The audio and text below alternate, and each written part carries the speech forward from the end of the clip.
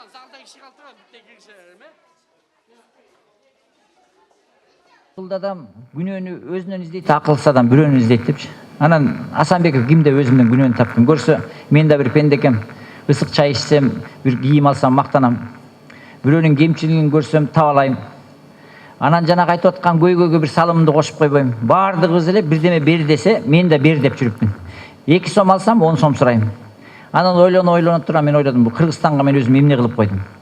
Анча-мынча баягы көрөкат менен пендечилик менен далдастап чуркайм.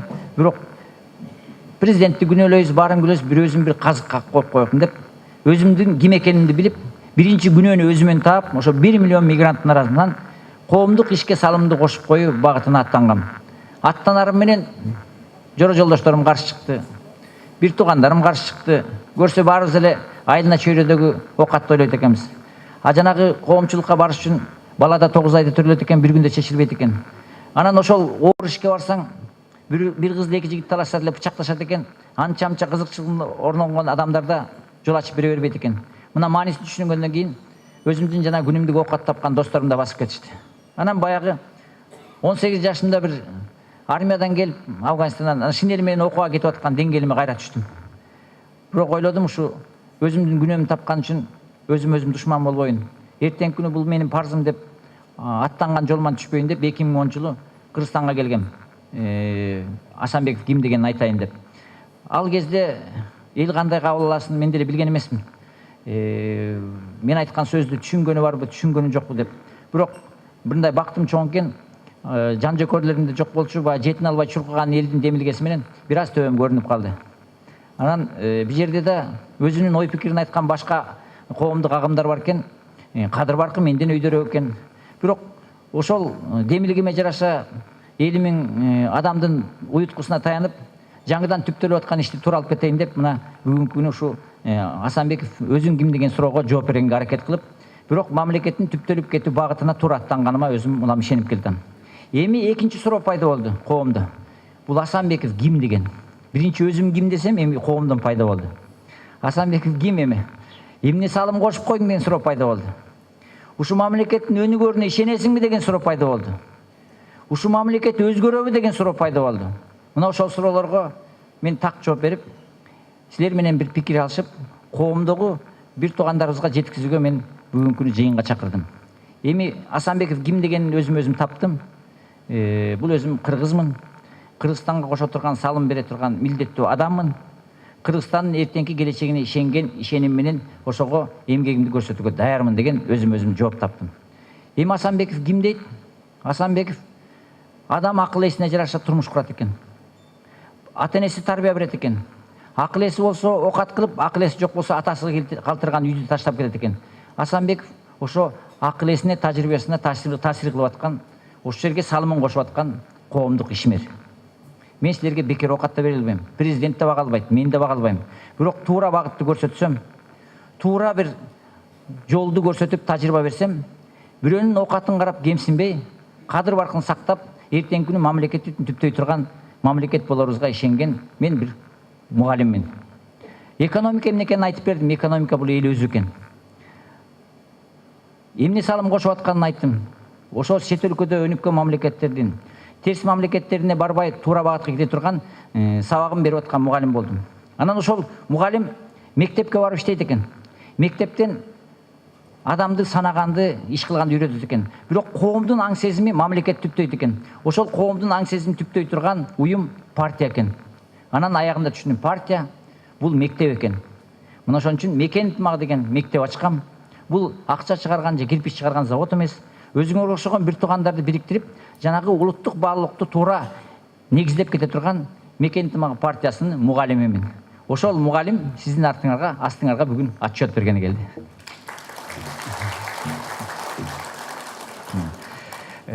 Азыр мен айтып аткан суроолорго Боке, Тушмек байке, мына бул жерде бир туугандарым отурат, агаларым отурат. Тартынбай суроо жоопко биз Facebook каналдарында тартылып атат, YouTube'да да көрүлүп атат. Көптөгөн кишилер, азыр миңдеген кишилер көрөт. Ачык айкын ичиңердеги көйгөйлөр, суроолор болсо маданият кызматкерлери отурат. Бул жерде врач мына Мурат байкем отурат, өзүнүн родной байкем. Бул жерде коомдук ишмерлер отурат. эртеңки турмушка үмүттөнгөн карындаштарым, инилерим отурат. Тартынбай сурооңорду берсеңер, бул жерде микрофондор турат. Нурзатовичке келгениңизге рахмат. Мен азыр өзүмдүн ой пикирим менен сиздер менен бөлүшүүгө даярмын.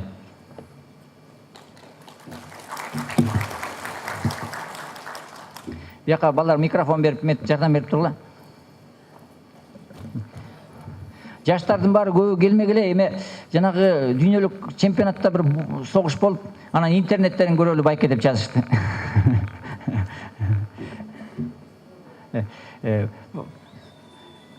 Суроолор барбы? Суроо болсо микрофон келип айта бергиле. Анда мен өзүм кайрылымды айтып кете берем. Анан суроо жообуңар ышып калса, мен ошого токтоп өзүмдүн данагы түшүнүгүмдү туура жеткизгенге аракет кылам. Биринчи врач, мына Мурат байкем жакшы билет, оорунун оорусун далилдеш керек. Далилдебесе, бөйрөгү оораса, башына май сыйлап атып, ал киши өлүп калышы мүмкүн. Анан коомдун да ушундай оорусу бар да. Биз баардыгыбыз эле ойлойбуз, ушу Кыргызстан эмне себептен ушул лайдан чыга албай атабыз. Эмне эле тытышып эле бир башаламан болуп атабыз деп, мунун бир оорусу бар да. Көрсө, мына 9 миллиард элдин арасында да өзүнчө талаш тартыш бар экен. Бул өзүнүн талаш тартышын биригип, жана үй бүлөсү менен ар бир үй бүлө маселесин чечетдегендей, өзүнүн элин бириктирип чечет экен. Мына ошол маселенин баарын биз Советтер Союзунун курамында чечип келиппиз. Ага чейин Манас атабыз өзү баатыр киши экен. Ал баягы чоң окумуштуу болбосо да, ар бир кыргыздын табигатын түшүнүптүр. Ой, бул кыргыз элим бир жылдык үчүн тарынса, бир жыл коктуга көчүп кетет. Кичине бир аз ич тарлыгы бар. Бирок ошолго теңелбей, ушу бир туугандарымды камчыласам да бириктирип, ушу алатодой болгон кыргыз элинин жерин сактап калайын деп, саап отурдубу же тилдеп отурду, акыры кыргыз элин бириктирип, мына ушул жерди бизге калтырып кетиптир. Эң негизгиси өзүнүн бир туугандарынын табигатын түшүнүптүр. Мына ошол табигатын түшүнгөн адамдар өзүнүн мамлекетин түптөгө демилге көтөрүп, элине кыйкырып чыгат экен. Биз ошо Манастан кийин Советтер Союзу мамлекетинин арасында жашап жүрдүк. Кремлдеги отурган адамдар эртеңки күнү коомго билим берүү багытын негиздөөгө умтулушту. Ден соолугун чыңдоо козотушту. Мына ошон үчүн жанагы каржы чогулган акчаларды институттарга бөлүштү. Медицина тармагына бөлүштү. Кадимкидей врачтарды, мугалимдерди, маданий кызматкерлерин өстүрүштү. Көрсө, врачтар элдин ден соолугун чыңайт экен. Мугалимдер аң сезимин чыңайт экен. Жанагы маданий кызматкерлери биздин тарбиялайт экен. Ошон үчүн ар бир айылга жана дом культуралар салып, ош жерде жана Чыңгыз Айтматовдун чыгармасын көрсөткөн адамдарга айлыгын берип, кара жумуштан чыкпай турган элге ошол жанагы ар күн сайын адам бол деген биринчи мугалимди айтып, элдин маданиятын түптөчү экен. Мына ошонун багытын туура алып кеткен адамдар андан ашкан акчасын аскер кызматына бөлүп, ата-бабасынан калган жерин коргош экен. Советтер Союзу деп мамлекетте жашап келатпыз. Ошону түшүнгөн адамдар парт школдорду ачып, кадимкидей дүйнөлүк саясатта Советтер Союзунун саясий ордун ээлеп келчү экен. Бирок эми ал саясаттын да чоң деңгээлинде ар кандай кагышуу тирешүүлөр болот экен. Советтер Союзу экономикалык багыттан жеңилип калып, өзү жанагы ар кайсыга чачыраган үй бүлөдөй болуп, чачыраганда Кыргызстан эгемендүүлүк деп бөлүнүп калыппыз. Бирок бөлүнгөн менен биз да ушу Советтер Союзундай көлөмүбүз аз болсо да бир мамлекеттик милдетти алдык да. Аларын алып алып, жаш балага үйүңдү таштап кетсең өрттөп ийиши мүмкүн дейт. Биз баягы мамлекеттик кыргыз элинин улуттук баалуулугун соктаны билбей, ишенчек баладай болуп, кичинекей кезде ата-энебиз айтчы, конфет берсе да алба, ал кан соргуч депчи. Баягы ак көңүл элибиз ар кайсы өнүккөн мамлекеттердин тарыхта басып өткөн тажрыйбасын билбей, алып атып, дүйнөлүк базарга даярданбай кириппиз. Дүйнөлүк аң сезимине базардын тарымдай билбей кирип, аң сезимин алып алыппыз. Мына ошонтип отуруп Кыргызстан өзүнүн аң сезимин алдырганы, өзүнүн базарын алдырганы аз келгенсип, ата-бабадан калган кен байлыгынан бери алдырышыптыр. Эң коркунучтусу өзүнүн элинин жана жаштарынын аң сезимин алдырыптыр. Анан элдин жанагы катмарынын аң сезимине жараша жетекчи чыгат болуп, өзүнүн жанагы өзүмчүлдүк башкаруу системасын түптөп алыппыз. Кыргызстан чындап келгенде азыр өтө оор абалда. Ар бир тайгаланган адам денесин көгөртөт дейт. Мына ошонун айынан акча каражат саясатыбыз өтө коркунучта турат. Билим берүү тармагыбыз өтө коркунучта турат. Мугалимдерибиз базарга да иштеп, ден соолугунда аябай калды. 20 жыл окуган врачтарыбыз чет өлкөдөн турмуштук маселесин чечсе, поездго отуруп кетип атышат. Мына ошонун кесепетинен элдин маданияты түшсө, кадр маселеси чечилбей атат. Айыл апаларга барсак, кадимкидей балдардын ден соолугу начарлап, 50-40 чылган адамдар өлүп атат. Бир гана маселени айтып кетейин. Мына жакында эле бир эжекей мен жакын жолдошума чалып ыйлаптыр. Ысык Көл областынан bir организация менен ушу биз медиктер барып окуучулардын нарынан текшерсек 90% балдарын ургуга албай калыптыр деп. Бул маселени азыр врачтар түшүнүп калды. Райондорго барсаң анестезиолог, хирург жок. Муну деген азыр эч ким. Элибиз болсо дом культура жок. Байкуш адам bir сезим издейт экен, тояштан башыбыз чыкпайт. Тояштан эмнени көрөбүз? Курнамызды көрөбүз. Анча-мынча баягы оюнчук талашкан баладай шаан шөкөттү көрөбүз. Чыңгыз Айтматовдун китебин эч ким окубай калды. Токтогул Сатылгановдун чыгармасын эч ким көрбөй калды. Мына ошонун айынан руханий кризис келтат. Ден соолук кризиси келтат. Мугалимдерибиз байкуштар бирөөсү Американын университетине кетти, бирөөсү Түркияныкына кетти, бирөөсү Кытайдыкына кетти. Эми Африканын да университетин ачабыз деп күтүп атам. Анан Кыргызстанды сүйгөн bir жаш муун калбай калды. Бирөөбүз Эрдоганды мактасак, бирөөбүз Путинди мактайбыз, бирөөбүз Си Цзиньпинди мактайбыз. Анан эле Кыргызстандын келечеги жок деген эл пайда болду. Силерден өтүнөт элем. Баарыңар сурайсыңар, Кыргызстан качан өзгөрөт деп. Качан ар кимибиз өзгөргөндө Кыргызстан өзгөрөт. Адам өзүн өзгөртүш кыйын экен. Намаз окуган балдар бар. Эки жихат бар. Биринчи жихаты мекенге коркунуч келсе, экинчи жихаты бир тууганыңа коркунуч келип, өзүңдүн ыңсабыңды, жоопкерчилигиңди түздөгө. Мына ошол өзүңдү өзгөртө турган заманга өтпөсөк, Кыргызстан эч качан оңолбойт.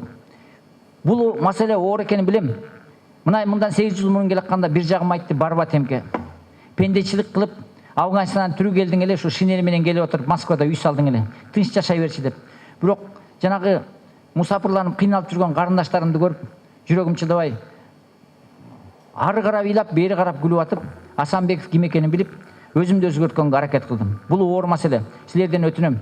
Өзүңөрдү өзгөрткөнгө аракет кылгыла. Мына ошонун кесепетинен өлүп баратсаңар да тагдырыңарды кадыр баркыңга сатканыңарды токтоткулачы деп сурадым. Ачкы өлүп аткан эч ким жок. Өлдүм деген кыргыздын bir эки кою бар. Эч ким төөлүк ал жакка алып кетпейт. Силерден суранарым, өзүңөрдү өзгөргөнгө аракет кылгыла. Бийликти жамандап, бийликте жүргөн адамдар деле биздин байкуш кыргыздын bir пенделери. Алар да bir жанагындай ашмалтай тоюн берип алайын деп, жанагы мен айткан маселени түшүнбөй эле, көрөкаттан чыга албай, же элге турмуштук маселесин айта албай кыйналып жүрөт. Чындап келгенде президенттерибизге да оор. Үй бүлөнү багыш кыйын. 5 миллион элди багыш оюнчук эмес. Тышкы карыз толуп кетти. Кадр маселебиздин дайыны жок. Чегерабыз ачык талкаланган. Жада калса атабыз калтырып кеткен сууну да башкара албайбыз. Анан эмне кылабыз? Баягы жаш баланы оюнчук менен алдайт болуп, эртең күнү жаманчылык болуп кетпесин деп курулай убаданын баарын жайып атабыз. Эртеден кечке элибиз дагы ишенет. Мына ошонун маселенин баарын чечиш үчүн бир жерде турган баардыгыбыз өзгөрбөсө да, ушу Бишкекте жашаган интеллигенциянын катмары, о жаштар, мамлекет кызматкерлери, ушул эле коомдук кызматкерлер, медиктер, врачтар, мугалимдер, силер өзгөрсөңөр, мамлекет өзгөрөрүнө мен көзүм жетип турат. Ошон үчүн баардыгыңарды канчалык кыйын болсо да өзгөргө чакырам. Экинчиси, адам өзү ишенбесе үй бүлөдө кура албайт. Көпчүлүк адамдан сурасам, балам Америка кетет эле, балам кичине бутуна турса мен да деле кетелем дейт. Эл кетип калса мамлекет жок калат. Мамлекеттин эртеңки көтөрүлөрүнө ишенгиле. Мына мен өзүм студент болуп атканда Россиянын чоң кыйынчылыгын көргөм. Биз кадимкидей нам менен тооктун этине очередке тизилип калганбыз. Ушу килейген 20 миллион квадратный жери бар, мамлекет ал жерден калкы солкуп алып Кавказда согуштуп кырылып кете жаздаган. Бирок акыл эси бар адамдар бар экен. Биздин мамлекет көтөрүлөт, ишенгиле, кетпегиле деп атып, мына бүгүнкү күнү 1 миллион биздин уул кыздарды багып атышат. Кыргызстандын келечеги бар. Ишенбейбиз деп айтпагыла. Ушу эртеңки келечекке силер ишенбесеңер, анда ким ишенет? Башка эл келип силердин үй бүлөңөрдү багып бербейт да. Ошон үчүн сулардын экинчи суроом ишенгиле. Кыргызстан өзгөрөт. Биринчи силер өзгөрсөңөр, Кыргызстан өзгөрөт. Силер ишенсеңер, жанагы силер айтып аткан ишенбейм деген сөз жоголуп, Кыргызстан эртеңки күнү кадыр барктуу жакшы мамлекет болот. Бул экинчи өтүнүчүм. Үчүнчү чоң өтүнүшүм, адам өзү эрк кайрат көрсөтмөйүнчө, окууга умтулмайынча, ишке умтулмайынча маселе чечилбейт. Өзүңөр өзгөрттүңөр, жакшы экен сууттуңар. Ишенимиңер пайда болду. Өзүңөрдү дагы бир аз демилге, бирок эң негизгиси ошол ишти аткарууга эрк кайрат көрсөтүш керек. Мына мен өзүмдүн күнөөмдү таптым. Ошолдун туура эмес жагына туура чечсе оңолорун ишендим. Бирок эрк кайрат көрсөтүп самолеттон билет алып, бардыгы барбадыбы барбай отуруп алсам, силер мени тааныбай калат болчуңар да. Дебатка чыга албай калат болчумун да. Партияны түптөй албай калат болчумун да. Ошон үчүн силерден суранарым, эртең Айыл апага да барасыңар. Менин кадыр баркым жетпеген жерге силердин кадыр барыңыз жетет. Келгиле кайрат көрсөтөлү. Бул дүйнөдө эч ким төөлүк жашабайт. Тытынып жоголткан көрө катыңарды ар жакка алып кетпейсиңер. Эртеңки күнү биз өзүбүздөн өлүп баратып сурайт экенбиз, бул дүйнөдө эмне жашайм деп. Келгиле, окатты кылалы. Бирок элдин тагдыры чечилип атканда эрк кайрат көрсөтөлү деп. Бул саясаттын деле эч кандай тиешеси жок.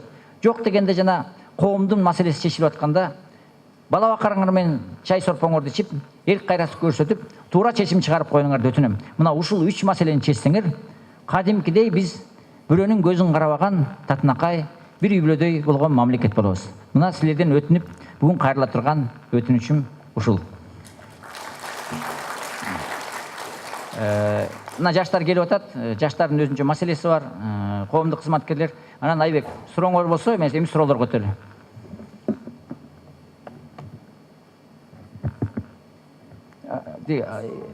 Аксакалга ментип коелуйн, можно да көтөрүп.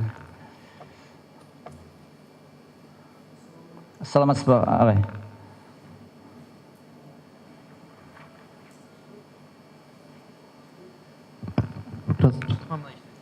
Алло. Ассаламу алейкум. Мен сизди маалымат каражаттарынан да, телевизордон да азыркы сүйлөп аткан сөзүңүздү дагы абдан жан дили менен угуп, биз улуу муундун кишилери болобуз. Эсирде дагы еттик, жанагы жок дегенде килемди дагы талоо менен алып калганбыз биз. Ошон үчүн мен сиздин партияңызды колдоп, мекеним деген ушу алыстан келип ушинтип кыргызды күйүп атканыңызга абдан мен багытым, мен көп мендер катыштым да могу. Азыр мына сиздин партияңыздын программасын угайын деп атам да. 120 депутат. Айын маалымат каражаттарын айтып атат. Машина жанагы айлыктарды айтпай эле коеюн, алар элдер билет, 30-40 миң алар. Я дегенде соткадан сүйлөгөндөр дагы ушу элдин чөнтөгүнөн төлөйт экенбиз да. Анан ушу 120 депутат бизге бул экинчи суроо.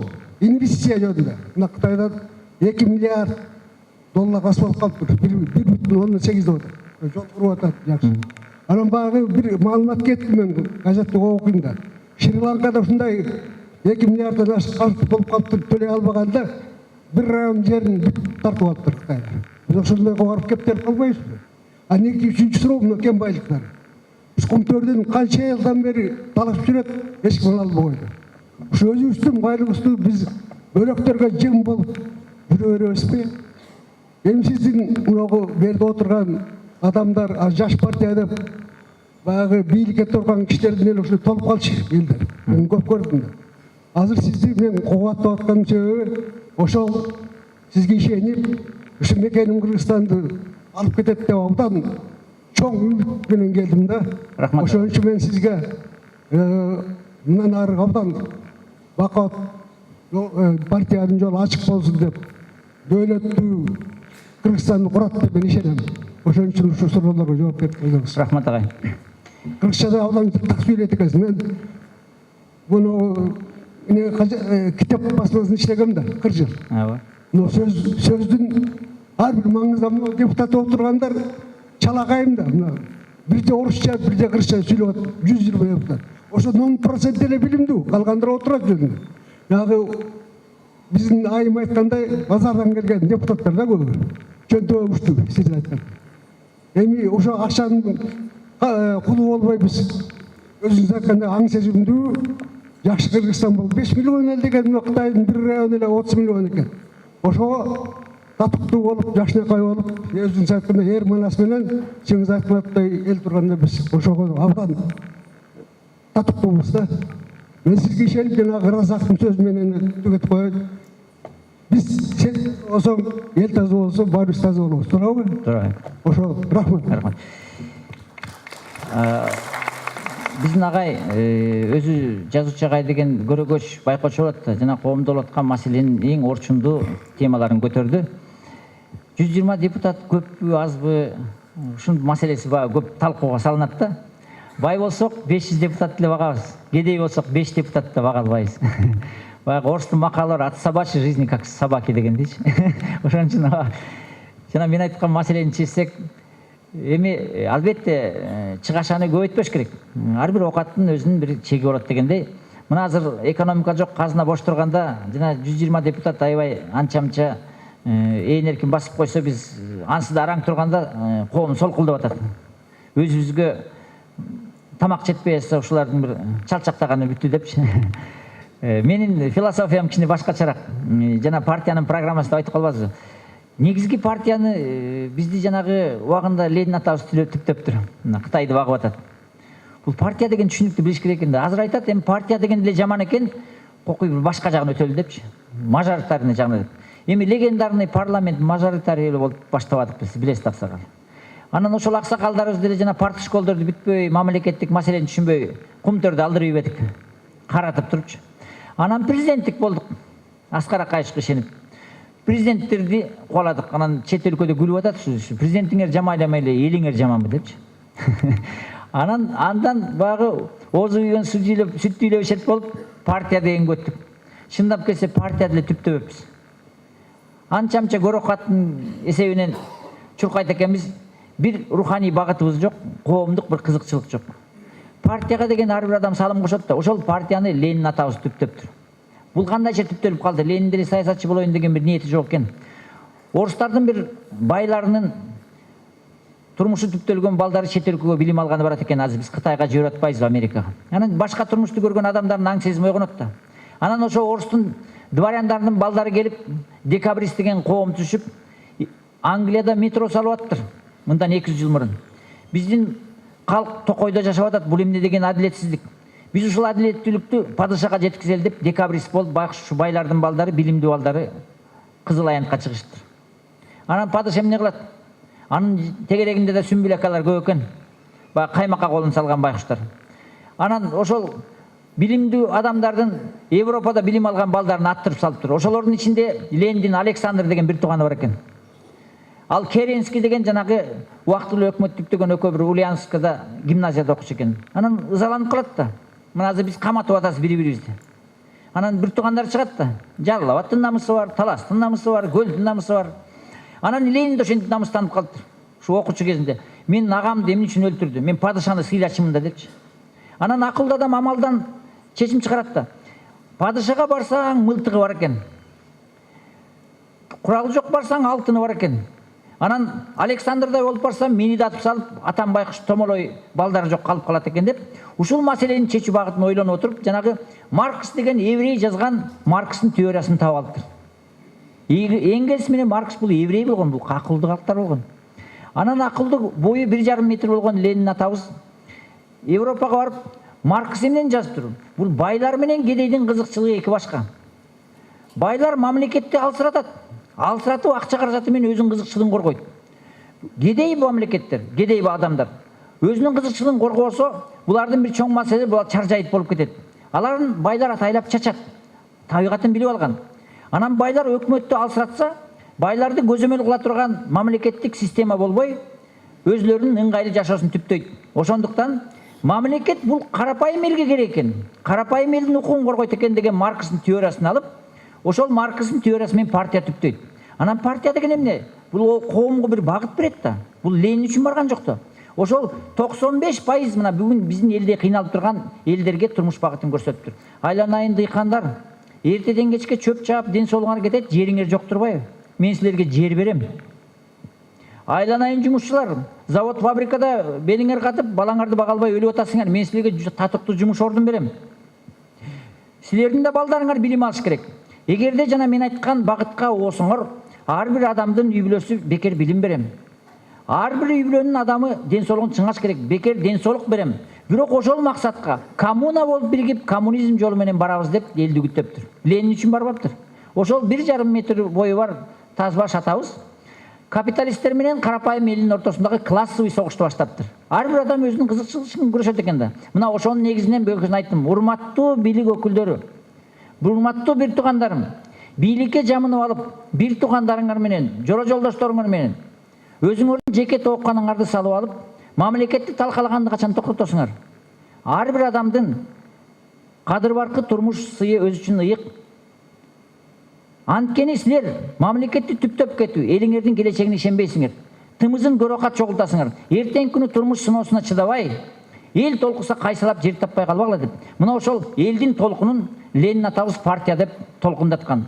Анан толкундаткан эл келип, бирок Ленин айткандай аткарыптыр. Бул жерде аксакалдар отурат. Врачтарды биз деген бекер окутуп, элге бекер ийне сайчыбыз да эмдечибиз. Калппы бул? Калп эмес. Дыйкандарга жер берди да колхоз совхоз деп. Берди да. Андан кийин кадимгидей жумуш орундары пайда болду. Коммунизм партиясын түптөдү. Ленин өзү аны баштап коюп өлүп калды, Маркс өкө. Бирок ошонун окуучулары 70 жыл мамлекет түптөдү. Бирок коммунисттердин да катасы болгон. Булар кичине баардыгын идеалды түптөбөй, булар чиркөө менен мечеттерди талкалап салыптыр. А көрсө адам баласы сезим менен жашайт экен да. Бир нерсеге бир келме келтирип, үмүттөнөт экен да.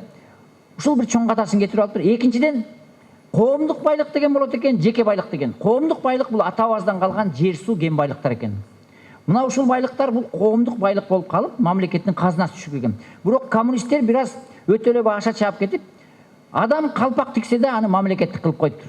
Анан калпак тиккен адамдын маанайы сууп, калпак чыгаргасы келбей калыптыр. Мына ошентип отуруп, экономикабыз бир аз начарлап, руханий жактан коммунистке умтулган адилеттүүлүк орун алыптыр. Бирок ачык адам адилеттүүлүккө канча чыдаган менен сынып калат экен дейт, ден соолугу чыдабай. Биз жанагы эпчилдик менен экономика жагын өнүккөн капиталисттерге жеңилип калып союз тарап кетти.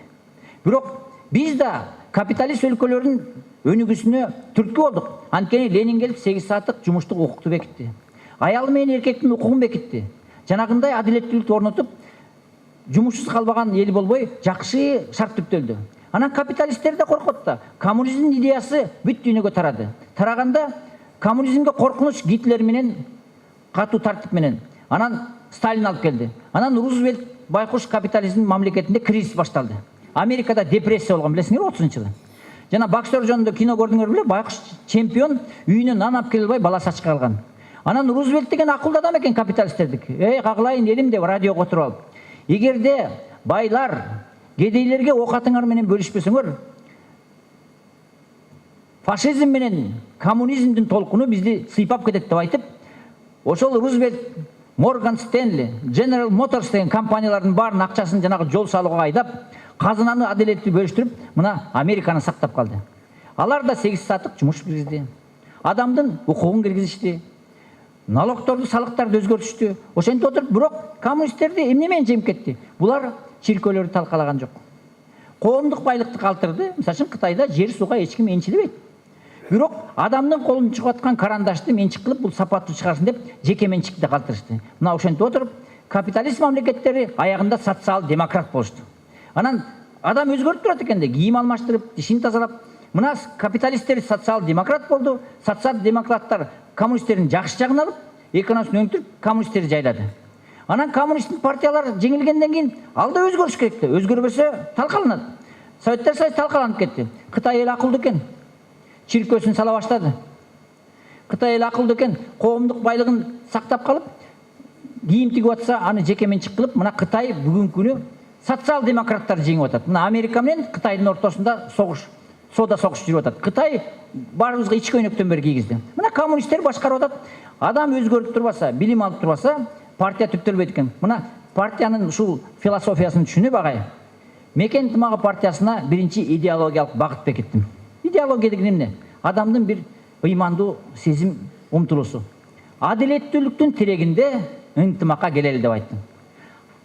Ынтымак бар жерде тартип бар, тартип бар жерде жыйынтык бар, жыйынтык бар жерде ырыскы бар. Ошон үчүн ынтымакка келген кыргыз эли 30 жылдан бери чогулган маселени биргелешип чечебиз деп Мекен ынтымагы деген партияны түптөдүм. Мекен ынтымагынын коомдук кызыкчылыгы. Бизге бай адамдар да керек, булар эпчилдер. Тытынып көрөкат үчүн бир жумуштун башын баштайт. Бирок эпчил адамдар тойбойт экен. Ошон үчүн Мекен ынтымагы эртеңки күнү бай адамдардын таасири мамлекеттик башкаруу системага кирбесин деп биз тыюу салабыз. Бирок коомдук бийлик өкүлүнө барган адамдар, ошо бай адамдар эпчилдик кылып, байкуштар эртеден кечке тыйынын чогултуп атса, тоскоолдук кылбасын деп аларга да тыюу салабыз. Адамдын ар бир мүчөсү өзүнүн ордуна келиш керек да, кулагы өзүнүн, мурду өзүндөй. Ошон үчүн тоок сойса касапчы сойсун дегендей, Мекен ынтымагы партиясы эртеңки күнү коомдук кызыкчылыктын негизинде адилеттүү башкаруу системасына өтүүгө биз салымыбызды кошууга программа жазып чыкканбыз. Мына ошон үчүн коомдук кызыкчылыкты коргойбуз. Көпчүлүк айтып атат, мына жогорку бийликтен бери бизнесмендер деп. Бизнесмен бул байкуш айылына чөйрөсүндөгү чарбасын тейлейт. А мамлекеттин иши да бул чарба да. Мамлекеттин казынасы түптөлбөсө, больницаларды кантип саласыңар? Мектептерди ким салат? Чек-араны ким бекитет? Мына азыр ооруп каласыңар, мамлекеттин кереги жок. Рак болгондо өкүрүп акырып $50,000 іздейсиңер. Адам баласы ооруйт экен да. Мамлекеттин кереги жок деп айтып атпадыңарбы? Керек экен да. Анан айтат, бала бакырам багып атат, өлүп кетсин мамлекет. Карыйсың да, кыямат кыйын болуп балаң аварияга түшүп калсачы. Тыйынчышканда бурчак чогултуп эртең күйүн өлөт экен. Мамлекет керек экен да. Значит, пенсия түптөш керек экен. Мектеп имаратты деген бир мектеп салып койсо мамлекет өнүгүп кетпейт да. Мен азыр айтып атышат, айылыңа бир мектеп салып коян, эл колдоп берет деп. Мен эмне өрттөрткө бир мектеп салып койсом, Кыргызстан өзгөрүп кетеби? Өзгөрбөйт андан. Анын үчүн үзгүлтүксүз мектеп сала турган мамлекеттик казынан түптөш керек. Бирок ошо мамлекеттик чарбачылык ким түттөйт? Мамлекеттик кызматкерлер. Алар да чарбачылык. Бирок мамлекетке акылдуу адамдар барбай калды. Эмне үчүн? Мамлекеттик кызматкердин айлыгы эмне? Өлүп каласың аяка барып иштесеңчи. Билбейм, айылга барсам 4000 зарплатасы бар мамлекеттик кызматкерлер бар экен. Эртеден кечке эшекте иштешет. Ошон үчүн эртеңки күнү мамлекет кызматкерлеринин социалдык маселесин бекитиш керек. Алардын турак жайына кепилдик бериш керек. Эртеңки турмуштук эрежесине кепилдик бериш керек. Анын үчүн мамлекет кызматкерлеринин мыйзамын туура кабылыш керек. А бүгүнкү күнү мамлекет кызматкери байкуш билбейм, ачык өлөт, Бишкектин эттин басына жетпейт. Анан өзүбүз туура эмес эрежени бекитип алып, же мамлекеттик кызматкер жарабайт, же элибиз жарабайт. Мына ошон үчүн биздин партиянын ичинде ушул адилеттүүлүк эрежени киргизте турган байдын да, эпчил адамдын да, врачтын да, мугалимдин да, мамлекет кызматкери президенттин да өзүнүн татыктуу иш ордун алып кете турган өзүбүздүн социалдык экономикалык программаны жазып чыкканбыз. Ар бир партияга өткөн адамдын жеке өзүнүн алып жүрүү кодексин бекиткенбиз. Ошол сабакты биз көбүрөөк партияга өткөн адамдарга берип, Мекен ынтымагы партиясынын эң маанилүү 3 багыты бар. Бардык нерсе тартиптен башталат.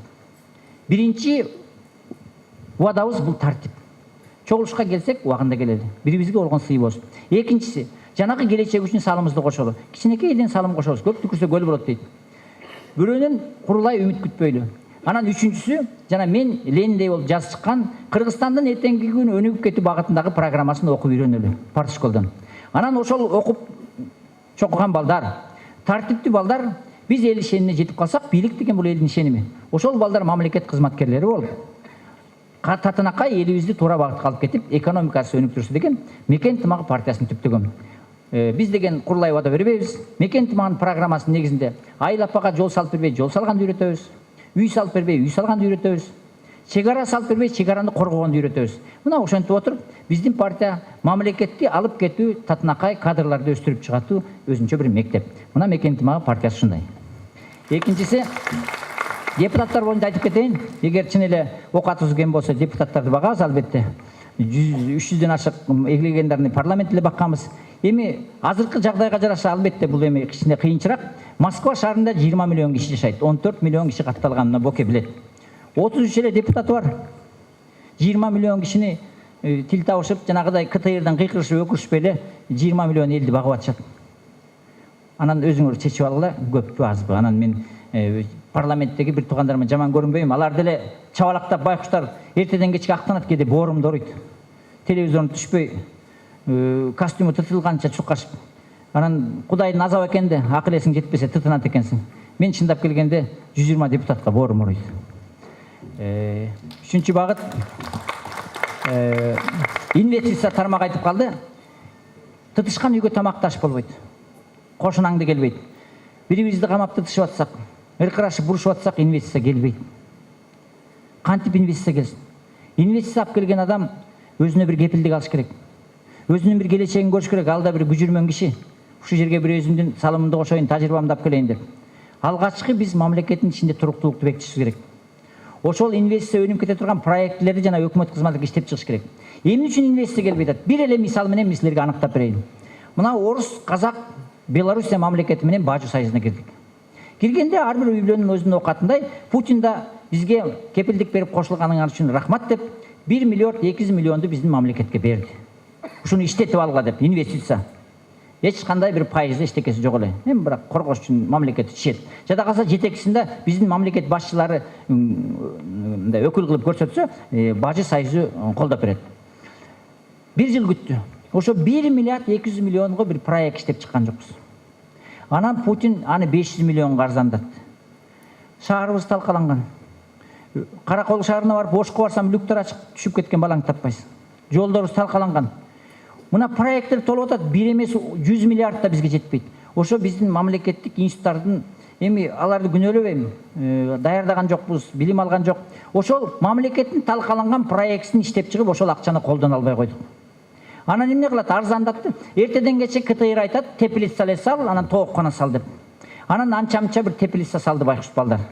200-300 миң долларды үйүн залог кылып. Анан калган кутканын торговый центрге баягы саясатчыларга берди. Ошентип, ошол 500 миңдин да, миллиондун да жарымы азыр дагы эле счетто жатат. Анан инвестициянын кереги бар, эмне акча турса аны иштете албасак. Инвестициялар чакырабыз, инвестиция чакырып атабыз деп. Анан мейли, инвестицияны бергенин да билбейбиз. Биз эртеден кечке КТИРден, урматтуу жаш бизнесмендер, бизге жумуртка тоок жетпей атат. Бадыраң помидор жетпей атат. Инвестиция ачкыла. Россин жанагы фонддон акча беребиз 4% деп какшадык. Байкуш балдар турмуштан бери катты электи. Экономиканы деле биле бербейт да биз сыяктуу. Барып кредит алышты. Аялын алдап атып, мен теплица салам деп. Жаңыдан бутуна туруп келатканда, кошуна мамлекеттин президенттери бул карышкырлар. Булар чоң мектептерди бүткөн. Анча-мынча чай берип койсо, чек арабызды ачып койсок, бадыраң помидор Өзбекстандыкы толуп кетти. 30 сомдон. Азыр барсаңар түштүктө Палатенсадан бери соктон бери толуп кетти. Анан эми тетиги байкуш бечара үйүн залак кылган биздин кыргыздын баласы эми карыздан кантип кутулат? Көчөдө калбадыбы? Анан чалып атышат.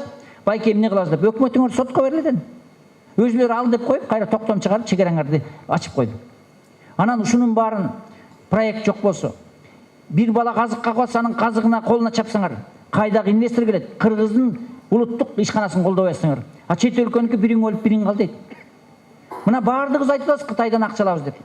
Кытайдын экономикалык багытын, акча каражат саясатын аскер кызматкерлеринин изилдөө сунушу менен кабыл алат. Алар жөн-жөндөн акчаны бере бербейт. Бул деген жакшы мамлекет. Бул Кытайды жамандаганда болбойт. Мына кээ бир саясатчы чугалып Кытай талкалайбыз деп, ошол саясатчы эртең президент болуп калса, Кытайга барса, бир кабыргасын сууруп алат. Айткан сөзүн саясат эртеңки келечегин ойлош керек. Бир балдар чыгыптыр партия түзүп, Өзбекстан менен согушабыз деп. Эртең Каримовго тиги Мирзоевго чай кийип барганда көчөгүнө менен атышасың деп айтат. Айткан сөз деген октон да жаман да. Азыркы күнү эң биринчи элди тарбиялоо чоң маселе болуп атат агай. Элди туура тарбияласак, ичара согуш талашты токтотсок, Кыргызстандын эртеңки келечегине ыңгайлуу шартты түптөсөк, анан керек болсо кыргыздын балдары инвестор алып келгенге макул. Эмне үчүн инвестиция? Инвестиция деген жалаң эле акча каражат эмес. Адамдын билими, тажрыйбасы да инвестиция. Мына Америкада окуган балдарга жолугуп атам, Аравияда окуган балдарга, байке мен билимим бар дейт, Гарвардды бүткөм. Бирок Кыргызстанга төрөлгөн мамлекетиме келип иштебейм.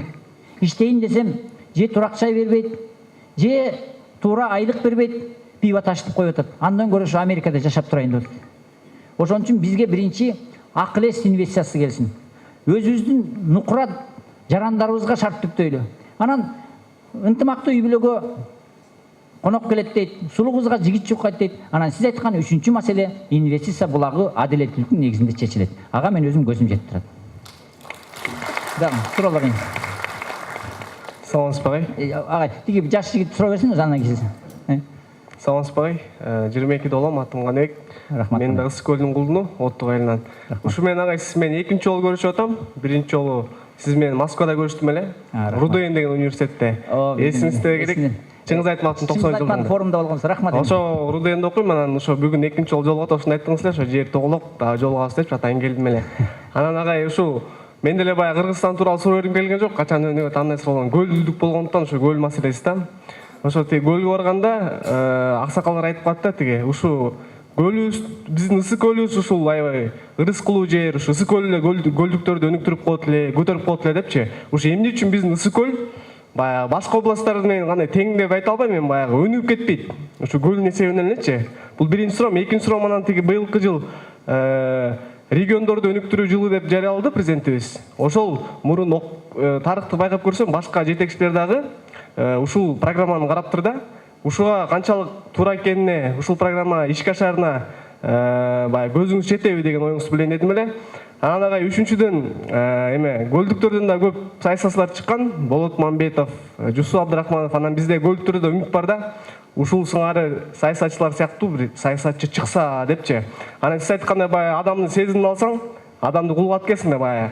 Анан ошол папам да ошо тиги көрүп отур эле сиздин жанагы видео обращениеңизди көрүп, ушул көлдүк жигит аябай туура нерсени айтып атат, көз карашы туура экен деп, жөн эле өзүнүн оюнан ошо папам да жазып сизге китеп берүүдү да, ошо китепти берип коюн. Чын айтмакчы азыр.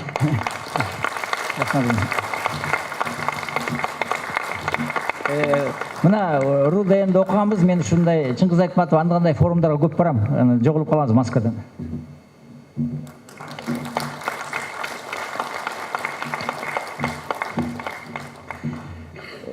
Эми аймактык маселелерге токтолуп кетели.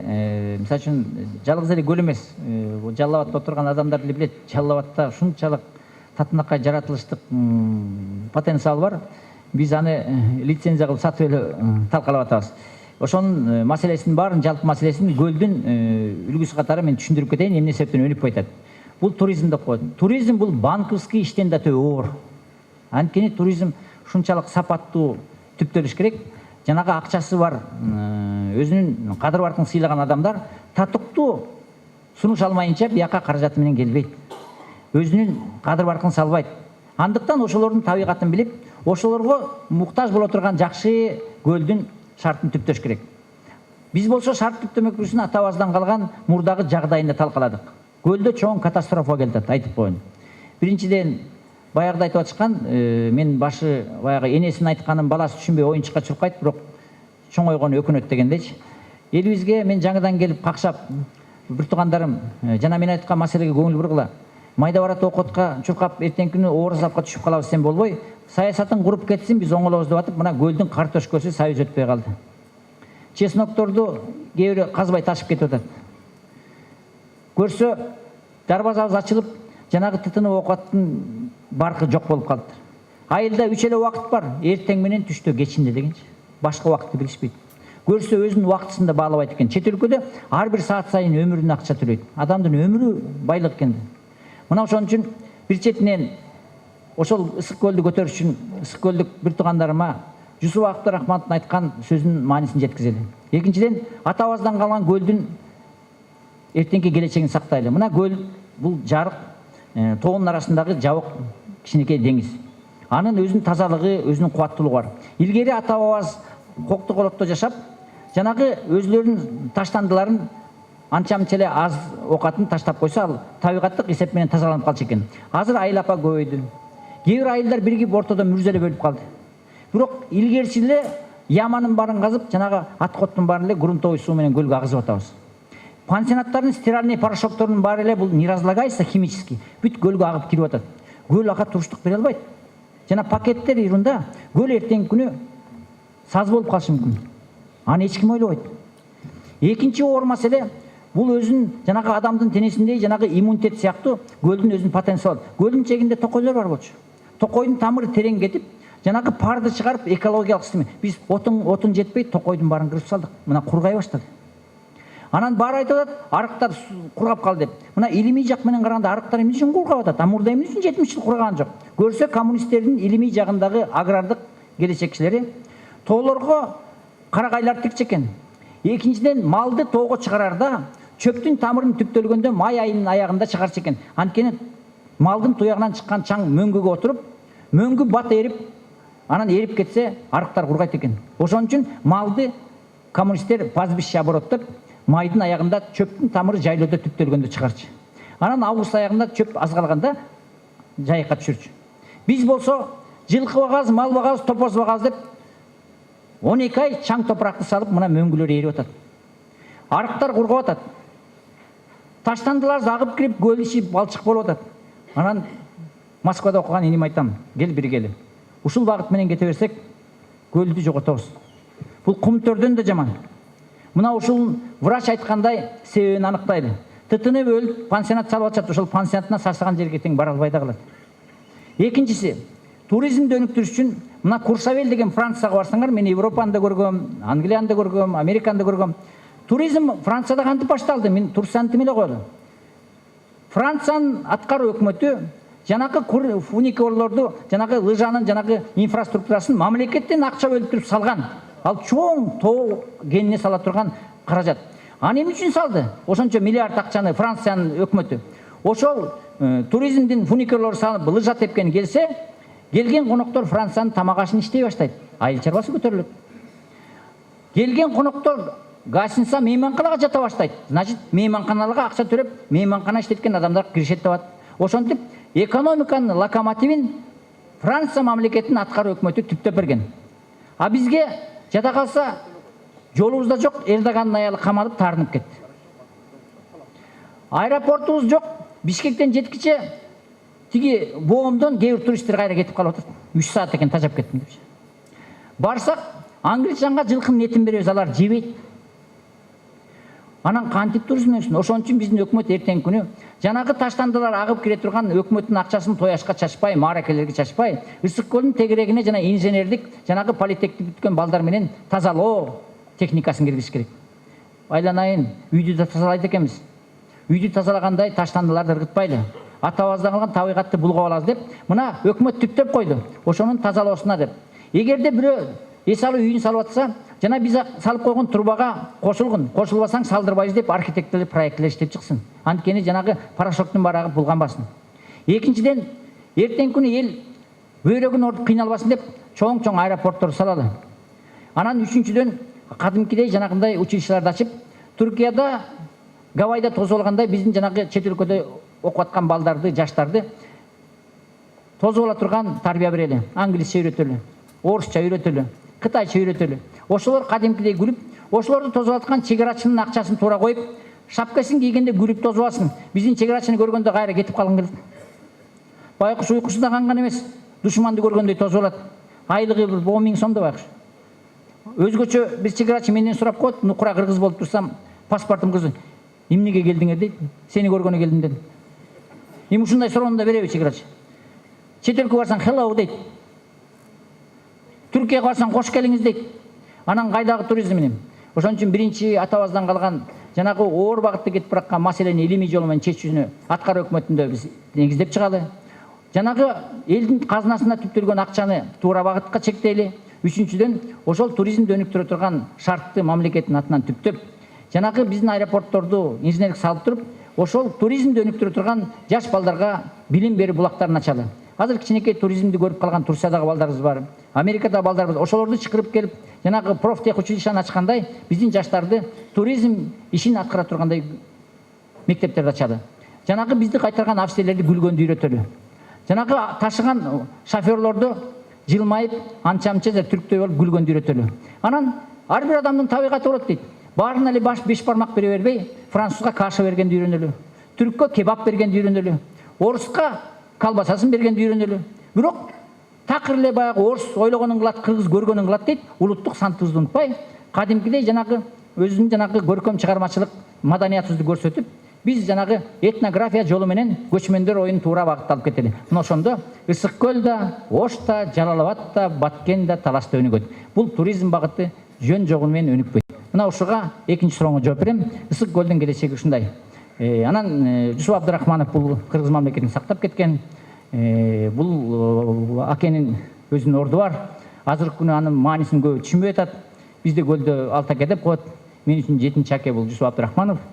Ал деген бир костюму жок жүрүп бу дүйнөдө өткөн көлдүн элитасы. Бул Атабейтте көмүлүп жатат. Райком, обком секретардын баары убагында кырылып калыптыр. Аны билет. Мен балким ошо каны калып калса керек. Москвадан келдим. Кыргызстандын келечеги бар. Дагы бир суроо бар беле? Анда өзүнчө да жооп берем менен. Анан атаңа рахмат айтып кой, Чыңгыз атабыздын китебин берди. Мен жеке барып да жолугам, макулбу? Агай салам.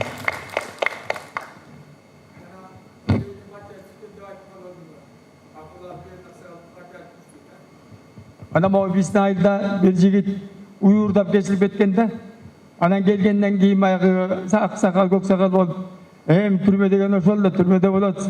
Түрмөгө сенмес Ленин да чыккан деп калды, тиякта капталдан бирөө. Көңүлү сурап аткан киши. Анда тиякта капталда турган киши айтат, Ленин да уюрдап чыктырбы деп. Анан карабайсың, анан кийин Ленин түшкөн партия деп, аны менин могу азыркы текшелеген партияга ошо менин жакын жолдоштугум укугумда келбей калды. Анан депутат деп качан эсирде депутат кесилчү, качан министр кесилчү. Анан мына парламент демократия эсин мынакей. Сурооңуз болсун. Анан суроом ушул карап турсак кара кесе жер талаш, ызык көлдө көл талаш. Башкарыңга бизде азыр керек улуу Сталин жаманасы. Ошол калган жооп деле койсоң. Эми насат катар айтты агам. Мындай суроолор болсо дагы берерсиңер. Мен туризм жагынан мында Ошко да кичине кайрылып кетейин. Ош өзү 3018 жылын белгилеп атат. Иерусалимде 3 жыл, 3000 жыл. Бул 3000 жылдык Оштун тарыхы бул чоң туризм. Аны көбүз түшүнбөй атабыз. Ошол 3000 жыл жашаган шаарды көрөйүн деген элдин агымы Европада, чет өлкөдө толуп атат. Бирок ошону тосуп алышын Оштун биринчи паркын түзүш керек. Ошону тосуп алган балдарын тарбиялаш керек. Мына ошондой чоң жогорку деңгээлде өнүктүрсөк, экинчи борборубуз Ошто өнүгөт. Негизи баардыгы илимге барып такылат экен аксакал. Сиздин батаңызга рахмат. Кыргызстан оңолот деп ишенели. Сурооңорго өтөлү эмне?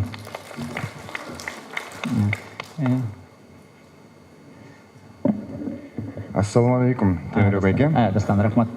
Сиз менен уже 3-чү жолу көрүшүп атабыз. Бир тууганда болуп калдык булам. Көргөнүмө кубанычтамын.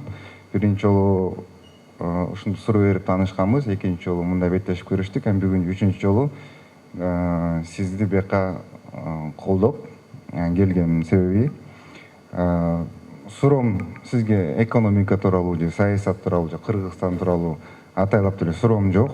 Менин болгону бир позициям биз кантип иш кыла алабыз деген эле бир маселе бар да. Өзүм 2 высшее образованияны окуп бүткөндөн кийин бул Кыргызстандын саясатына киришип жүрүшүп калдым. Партиялар менен иштешип калдым, партияларга политтехнолог болуп иштештим, анын ичинен 17 депутат менен иштедим, 17синен өлкөсү жогорку кеңешке өткөн. Алар менен анан ары иштешип, ар бири өзүнүн регионуна кандай жардам берип атканын да көрдүм. Ошолса биздин Кыргызстанда өтө эле критический, кризисный ситуация өтө чоң да. Анан бунун негизи биздин тарыхыбыздан келаткан эле өзүбүздүн тажрыйбабыз өлкө түзгөнгө жок экенин билдим. Экинчиден биздин өлкө түзүүгө айтканда билимибиз жок экенин түшүндүм да. Өзү образование жетишпегенинчи.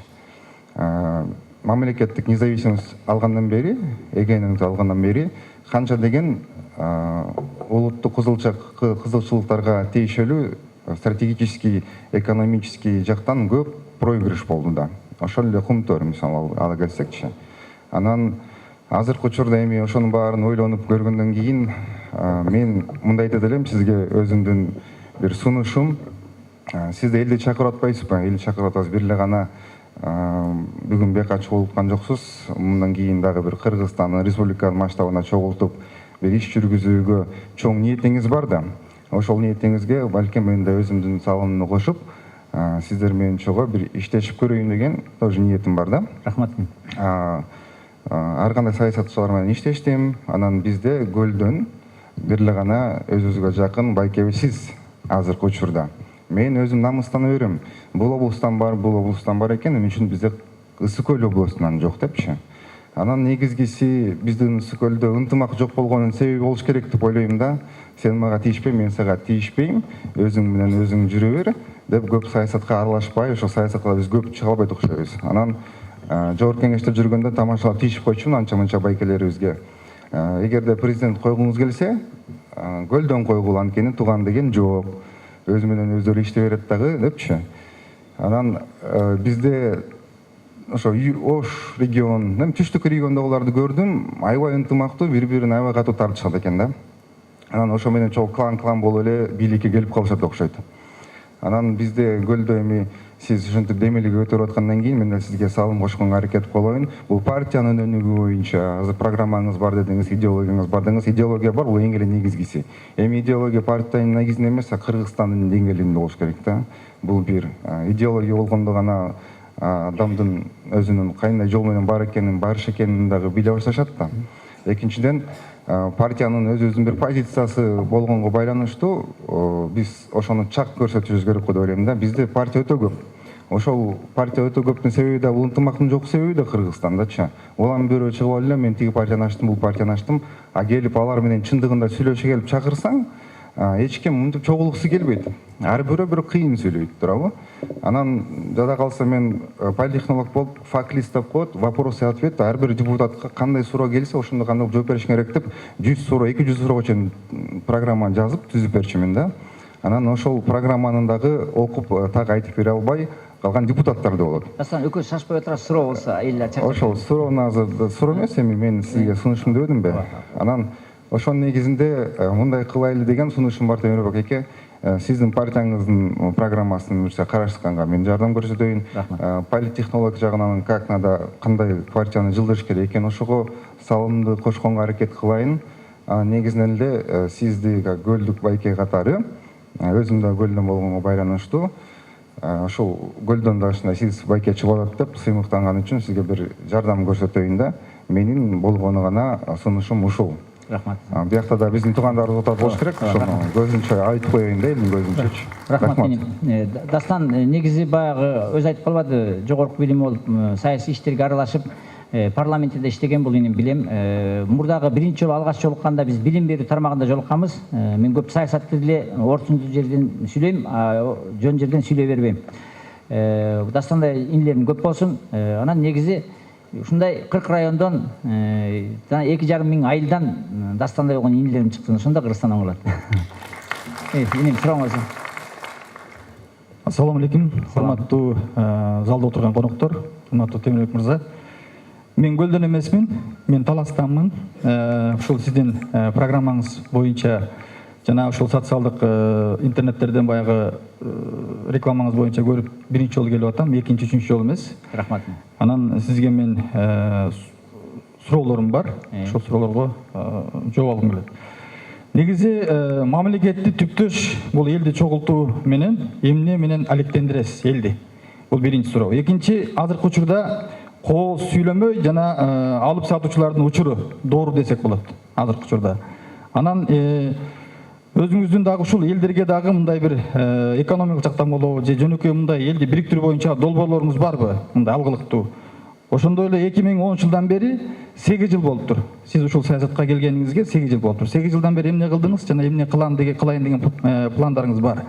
Ошондой эле азыр дагы 8 жылдан кийин 8 жыл өтөт да дагы убакыт. 8 жылдан кийин 50ден ашып калышыңыз мүмкүн да.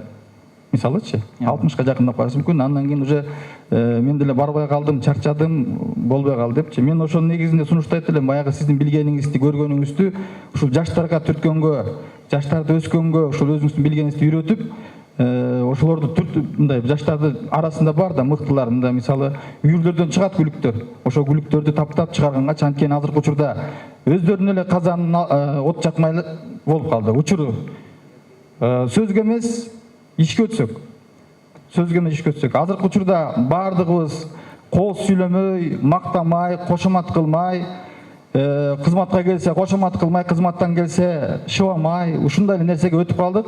Азыркы мындай интернет булактарында болобу, жөнөкөй элдердин арасында болобу, көзүңө күлүп сүйлөйт, артыңан үйлөп сүйлөйт дегендей. Ошондуктан сизди мен айтат элем, тегерегиңизге жакшы мыкты жигиттер болуш керек.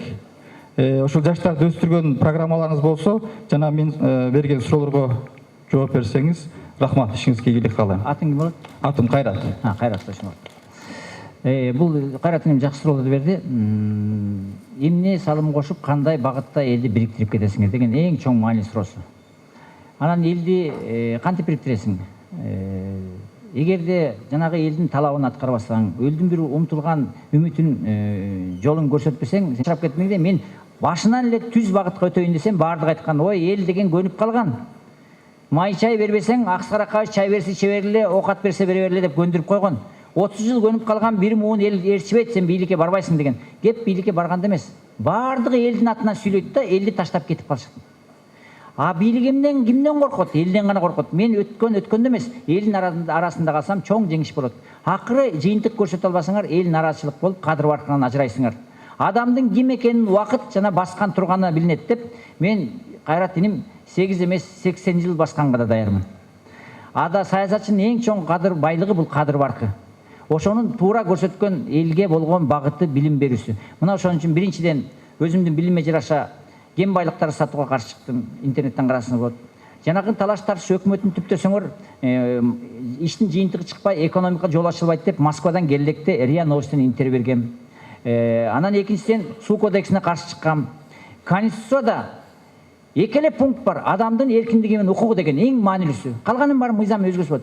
Эң маанилүү 18ге чыкканы, жаранды калганы, өзүнүн саясий чечимин чыгарат деп шайлоо келгенде биометрика менен чектеп койду. Аскар Акашев менен Кубаныч эки китеп кандаш экен, бирөөсүн элге көрсөтүп, экинчисин суугарга тийип шайлоо чечип койчу экен. Кийинчерээк каратып туруп биометрика деп 1 миллион мен артында жүргөн мигранттарга 500 голос беришти. Анан эртеси караса 2 миллиард жиберип бизди багаттап коет. Мына ошолорго мен саясий туруктуулук көрсөттүм. Кеп жеңгенде жеңелди эмес. 8 жылда бир четинен өзүм саясий туруктуулукту көрсөттүм. Жанагы өзүмдүн алдыга койгон ыйманды багытыман качкан жакмын. Анан элдин арасында калдым. Бирок салым кошкондо жана билим багытына аттангам, укпай калыпсың, эми азыр көрүнүп атасың. Мен былтыр жана Дастан энем айтып калды. Дворец спортко 2000-3000 кишини интернет менен чогултуп, ийгиликке жетүү, өз ордун табуу, коомдо тил табышы деген жакшы семинарды өзүмдүн залды арендага алып, кадимкидей өткөзгөм. Ошондо аймактан келген балдар Оштон, Жалал Абадтан, Көлдөн сурашкан. Темирбек байке, сиз саясатчы мугалим деңиз. Мугалим бизге турмуш багытын берген. Биз ошо мугалим эжекейдин айынан адам болдук. Сиз областтарды, аймактарды кыдырып сабак бербесиңер деди. Мына бүгүнкү күнү башымды көтөрүп айта алам. Ошто да, Таласта да, балким укпай калсаңар, инилериме, бир туугандарыма келип, экономика тармагынан, билим берүү тармагынан, турмуштук маселени, бизнес тармагынан кадимкидей сабак берип жүрүм. Менин бул чоң кыргыз элине кошуп аткан салымым. Албетте. Дагы бир суроом калып турду. Негизи азыр айтып кеттиңиз, жакшычы, мындай кыргыздардачы, кыргыздын эле таза суусун 3 сортко бөлсөк деле, биринчи сорттогу сууну ушул биздин өсүп келаткан балдарга жана боюнда бар кыз келиндерге берген болсок, балдарыбыз прививкасы жок өсөт экен. Мынакей. Кандай касиеттүүлүгүбүз бар, Ошондуктан мен дагы бир ыр менен бүтүрүп кетейин. Мен 8 каналдан келдим, атайын. Журналист туруп билесиз. Мен 8 каналдан келдим, анча-мынча сөздөрүм баягы катуу түзүп кечирип коюңуз. Улут болуп түз жол салдык ааламга дейт. Тилиң кыргыз, дилиң кыргыз алгала. Кымыз сунуп коногуна ар качан урмат сыйын тартуулаган дайыма дейт. Кыргыз качан өзүн тааныйт, кыргыз качан өзүн билет, ошондо гана өнүгөт экенбиз. Кыргыз азыркы учурда эч ким өзүн тааный элек, ошол тааный турган программалар менен иштесеңиз, кыргыз экендигиңизди даңазаласаңыз, чет өлкөдөн келген аргинисине баягы кашасы эмес, борш эмес, кыргыздын нукура тамагын берсек, биз ошо менен көтөрүлүп, ошо менен даңазаланат экенбиз. Туттурайын. Рахмат, ишиңизге ийгилик каалайм. Бирге аракет кылалы. Чыңгыз Айтматов деле, Чыңгыз Айтматов болуш үчүн окуусун окуптыр. Окуусу жок экен. Ошон үчүн кыргыз элибизди өнүктүрө тургандагычы, бул окуусу жок экен. Бул адамдын өзүнүн көйдөнүндө болот экен. Ошондуктан биз сизге ишенебиз. Ишиңизге ийгилик каалайбыз. Рахмат. Рахмат энем. Кайрат, өзү чыгармачыл ийим экен, курбу жолдошторуңа, ата-энеңе жылы салам айтып кой. Эми мына мазмундуу суроолор көтөрүлүп атат. Дагы суроолор барбы? Кайраттын айткан суроосун түшүнүңөр да. Саламатсызбы, Темирбек мырза? Мен сиздин жыйыныңызда экинчи жолу катышып атам. Рахмат. Саламатсыздарбы, жети дубандын кыргыз элим. Мен бул партияны толугу менен колдойм. Себеби только тазалыкка үндөгөн партия. Мен биринчи суроом сизге. КСДП партиясында только уруулар жыйналганбы сиздин көз карашыңыз? Мен бул сурооду берип атканын себеби биз мына СДПК партиясындагы мүчөлөрү, мына айыл өкмөттөр, губернаторлордун биз бүгүнкү күндө мен Баткен областынан келдим. Губернаторубуздун мына Баткен областынын губернаторунун Кызылкай шаарында абодан 96 миллион госмат резервдин будайын жеп, бүгүнкү күндө кылмыш иши козголуп, мына кылмыш иши далилденип, пениясы менен 102 миллион такталып соттон чечим чыкты. Дагы эле губернатор болуп отурат да, сиздин бул мындай КСДПда уруулардын топтолгонуга кандай көз карашыңыз? Экинчи маселе, мен Баткен областынан келгеним. Бизде Баткен областынын Кадамжай районунда Майдан деген айыл өкмөт бар. Майдан айыл өкмөтүндө Белалма деген Кыргызстандын эң ири көмүр кени бар. Бул көмүр кен менден жакшы билсеңиз керек. Бул көмүр кен бүгүнкү күндө дагы уруулар ташып атат да. Бешарча деген жоопкерчилиги чектелген компания ташып атса, алардын үстүнөн кылмыш иши козголгон. Ушул маселени кантип чечүүгө болот? Ушул маселени кантип чечүүгө? Бул анан Шамбысай алтын кенинин барган айылга да ошондо ачылышына көз карашыңыз ушул. Жакшы. Эми бир суроом. Мына сиз кече жакында майрамыңыздар менен куттуктайм, мугалимдер. Анан мына мамлекеттик мектептерде бир класста, 1-класс, 2-классында 60 окуучу окуп атат да бир класста. Да билем. Буга кандай көз карашыңыз? Билим берүү тармагында. Эми социал-демократ партиясы социалдык теорияны Маркс жазган.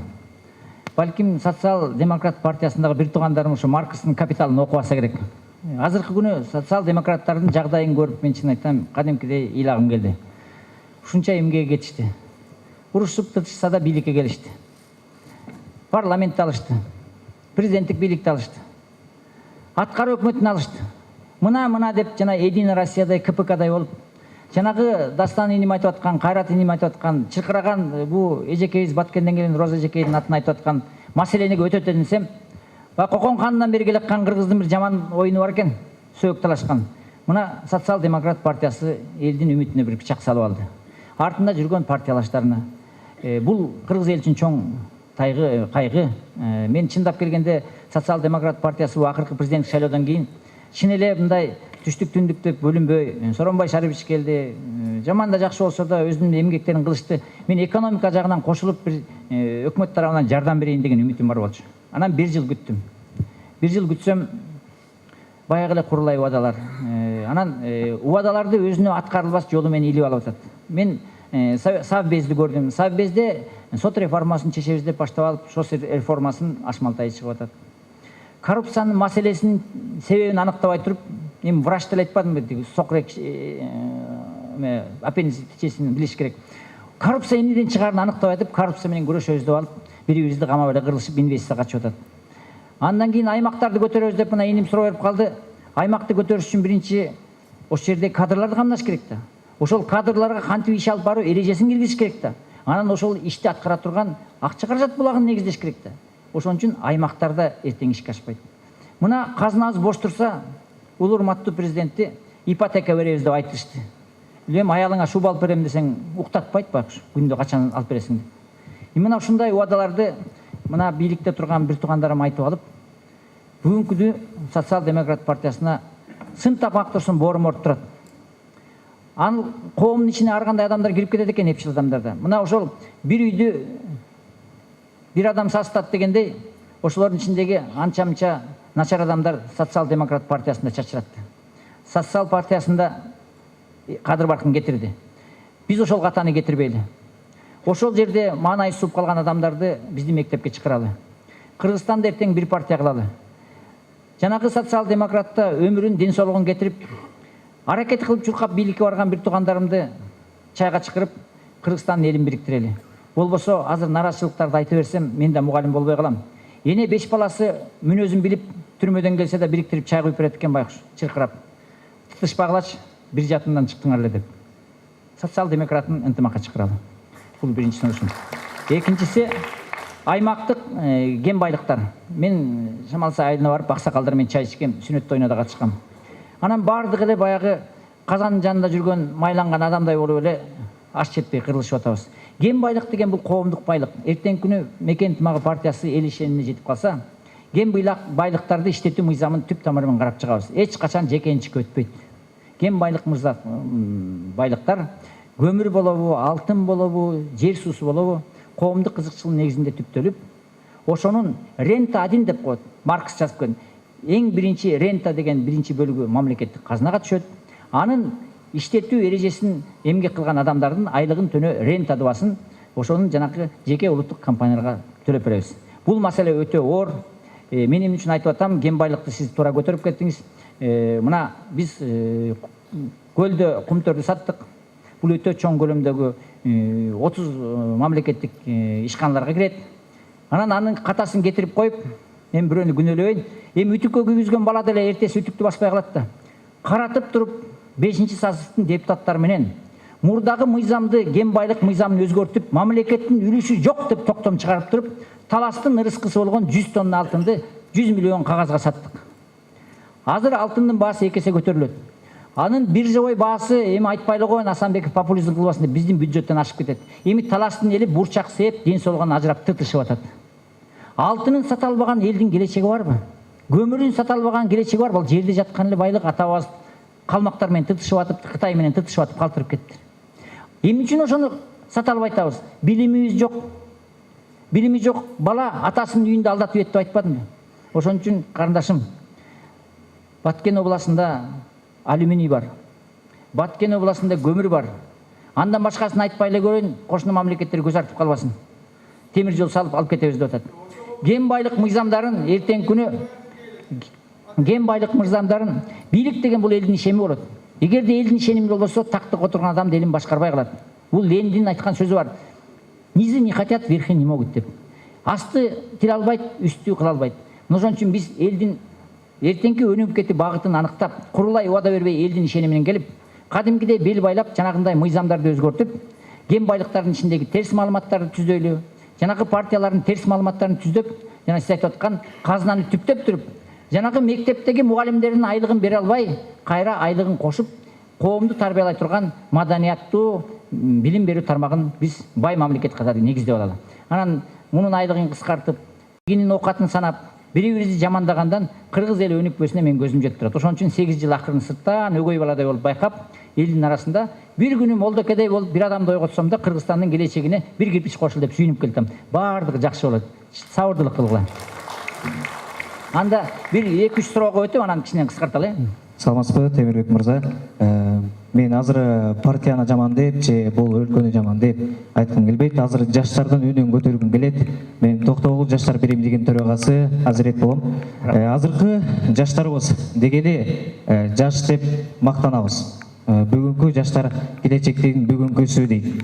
Бирок жаштарыбыз ошол эле шайлоолордо, ошол эле саясий партиялардын шайлоолорунда бул оюнчук катары, курал катары колдонуп келатканы бул өлкөбүздө чоң маанилүү нерсе. Сиз өзүңүз айтып кеттиңиз, партиянын мугалимимин дейсиз. Сиздер өзүңүздөрдүн жаштардын мугалими катары жаштарга кандай тарбия бересиз? Ошол боюнча программасы барбы? Ошол боюнча таанышып кетебиз. Экинчи бул маселем биздин билим берүү системасында. Билим берүү системасы бул университеттерде тактап айтканда университеттер айткым келип турат. Себеп дегенде биздин Кыргызстанда Манас Түрк университети бар, Азият университети бар, тиге бар, бул бар. Бирок алардын бардыгы бюджеттик орундар. Өзүңүз билгендей. Биздин Кыргыз улуттук университет, мамлекеттик университети жана ошондой эле бардык мамлекеттик университеттердин ичинде бюджеттик орундар ченемдүү гана. Мындайча айтканда, азыркы жаштардын жакшы сөзүн айтканда, эң жакшы окуулар булар контракттык негизинде. Биз ошол контракттык негизинде канча деген жаштар чыгып окуя албай жаткандыктан байланыштуу бюджеттик орундарга, мисалы Манас университетине барсам, Манас идеологиясын, түрк идеологиясын окутат. Биздин Кыргызстанда иштей албагандар канча? Азыркы жаштардын бардыгы эле ошол бюджеттик орундарга кызыгып кетип жатат. Азыркы биздин мамлекеттик тараптан ушундай бюджеттик орундар окууларга көбөйтүлөбү деп сурайм элем. Чоң рахмат. Рахмат, Азирет. Эми кыска айтып кетейин, партиянын ичинде биринчи кандай эреже түптөлгөн деп сурап калды. Биздин партиянын ичинде 3 бөлүккө 3 муунду бөлгөнбүз. Эми турмуш маселесине бели каты элек балдарга биз ушу студенттерди, мектеп окуучуларын чогултуп, биз көбүнчөсүн сабак беребиз. Биздин берген салымыбыз ошол. Туура багыт берген адам өзүнүн туура жолун тагып алат. Өзүнүн кесибин тапкан адам бактылуу болот деп биринчи көп саясатка аралаштырбай, жаш муундарга көбүнчөсүн билим берүү тармагын өзүнүн ордун коомдо тапкан жагына биз салым баштайбыз. Орто муундар бар. Орто муундар мына эним айткандай саясаттарга да, коомдук иштерге да аралашып калды. Алар бизге жардам берип, жанагы жаш муундардын табигатын бизге туура жеткизип, ошолордун талабынын негизинде биз жанагы партиянын иштөө, таасир кылуу эрежелерин бекитебиз. Бирок солдат катары аларга көбүрөөк милдет жүктөйбүз. Анан улуу муундар бар, бизде карыялар сыйлаган, улуу муундардын тажрыйбасын туура колдонгон. Анан улуу муундардан түптөгөн 3-чү катмарыбыз бар. Анткени жаштардын өзүнүн музыкасы да башкача, кийим кечеге болгон салымы да башкача. Жана Тургенев айткандай, отцы, дети дегендей. Биз партиянын ичинде жаштарга кантип тарбия берүү, биз өзүбүздүн эрежебизди программа катары киргизгенбиз. Билим берүү тармагы жана биздин программага жакын. Советтер Союзунун убагында айтып калдым, болгону 9 эле университет бар экен. Азыр саны 56-га чыкты. Эртең балким дагы ачылып калып 60 болсо керек, мен билбейм, ансын күндө ачылып атат улам бир университет. Саны бар, сапаты жок. Биз эртең күнү жанагы ген байлыктарды туура колдонуп, экономикалык багытты, туризмди туура колдонуп, акыл эсиз менен казына түптөп алсак, эң биринчи салмагым ушу бала бакчадан башталат билим. Анан мектептен башталат. жогорку окуу жайларын биздин экономикалык талапка керектүү багытын илимий жол менен негиздеп туруп, проекттин институттан баштап, академиядан баштап бир жакшы билим берүү концепциясын иштеп чыгып, ошого мамлекеттин эң маанилүү акча каражат документи бул бюджет болот. Ошол бюджеттү адилеттүү бөлүштүрүүгө аракет кылам. Саламатсызбы, Темирбек мырза. Мен дагы ушундай жөнөкөй жаран катары сиздин видеороликтен кайрылуу жасадыңыз. Ошол жерден көрүп, мына келип жатам бул жерге. Өзүмдүн суроомду берип коеюн деп. Ар бир нерсени ачык, ак сүйлөш керек деп ойлойм. Анткени азыркы учурларда мамлекетибизден бир акыйкат, адилеттүү нерсени күтүү оор болуп жатат. Элибиз дагы, бийликке дагы, ошондой эле 120 депутатка дагы ишенбейт. Анткени алардын кандай иш жүргүзүп атканын, кандай саясат алып баратканын биз уже кичинекей баладан уже чоң кишиге чейин уже туюп, билип, сезип турат. Мен айтайын деген нерсем, мисалы, азыр бийликке бир дагы ишеним артылбай жатат эр тараптанчы. Мамлекетибизди кимдер башкарып жатат деген суроо болуп атат. Ал каяка баратат мамлекетибиз деген суроо да сизге. Экинчи нерсе, мамлекетибизге мына бир күчтүү адам келиш үчүн ал албетте патриот болуш керек. Жүрөгүндө жалын болуш керек ал адамдын. Жүрөгү таза, ошондой эле Кудайдан коркуп турган адам болсо, бул албетте мамлекетибизди алдыга сүйрөйт.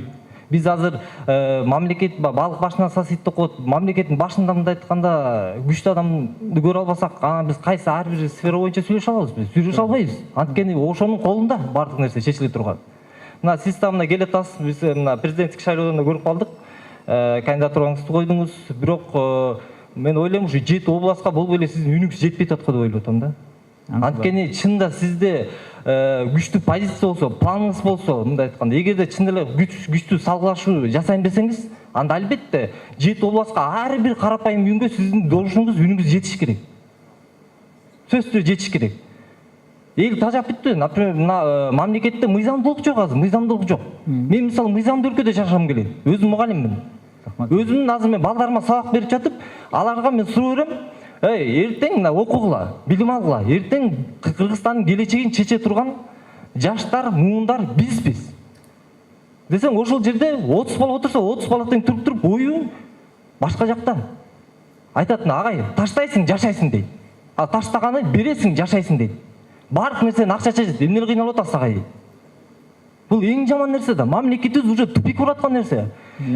Азыркы мына бийлик, буга чейинки бийлик дагы мамлекетибизде бар же жок деген нерсе бар да. Адамдачы эки эле нерсе бар. Бирок эмне кылса, вопросительный знак кылып салды, суроо белгисин коюп салды да. Мамлекетибиз же алдыга жырып кеткенин көрбөйбүз, же артта калып калганын көрбөйбүз.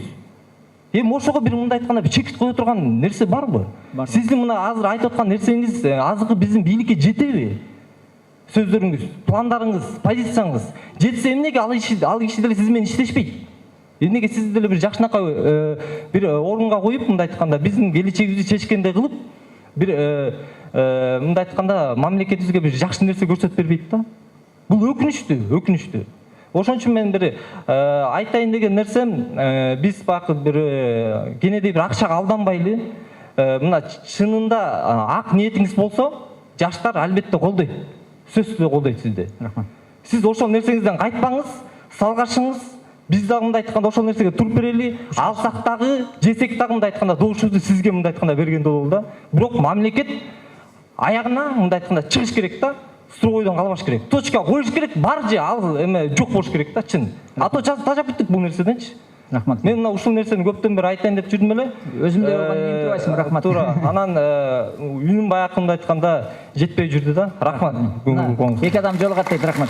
Менин суроомго жакшы эме болду, кабат эле сунуш болду окшойт деп ойлойм. Атың ким? Менин атым Илгиз. Менде мындай суроо болуп атат, агай, мисалы үчүн баягы катып калган бокту чуксаң сасыйт дейт да.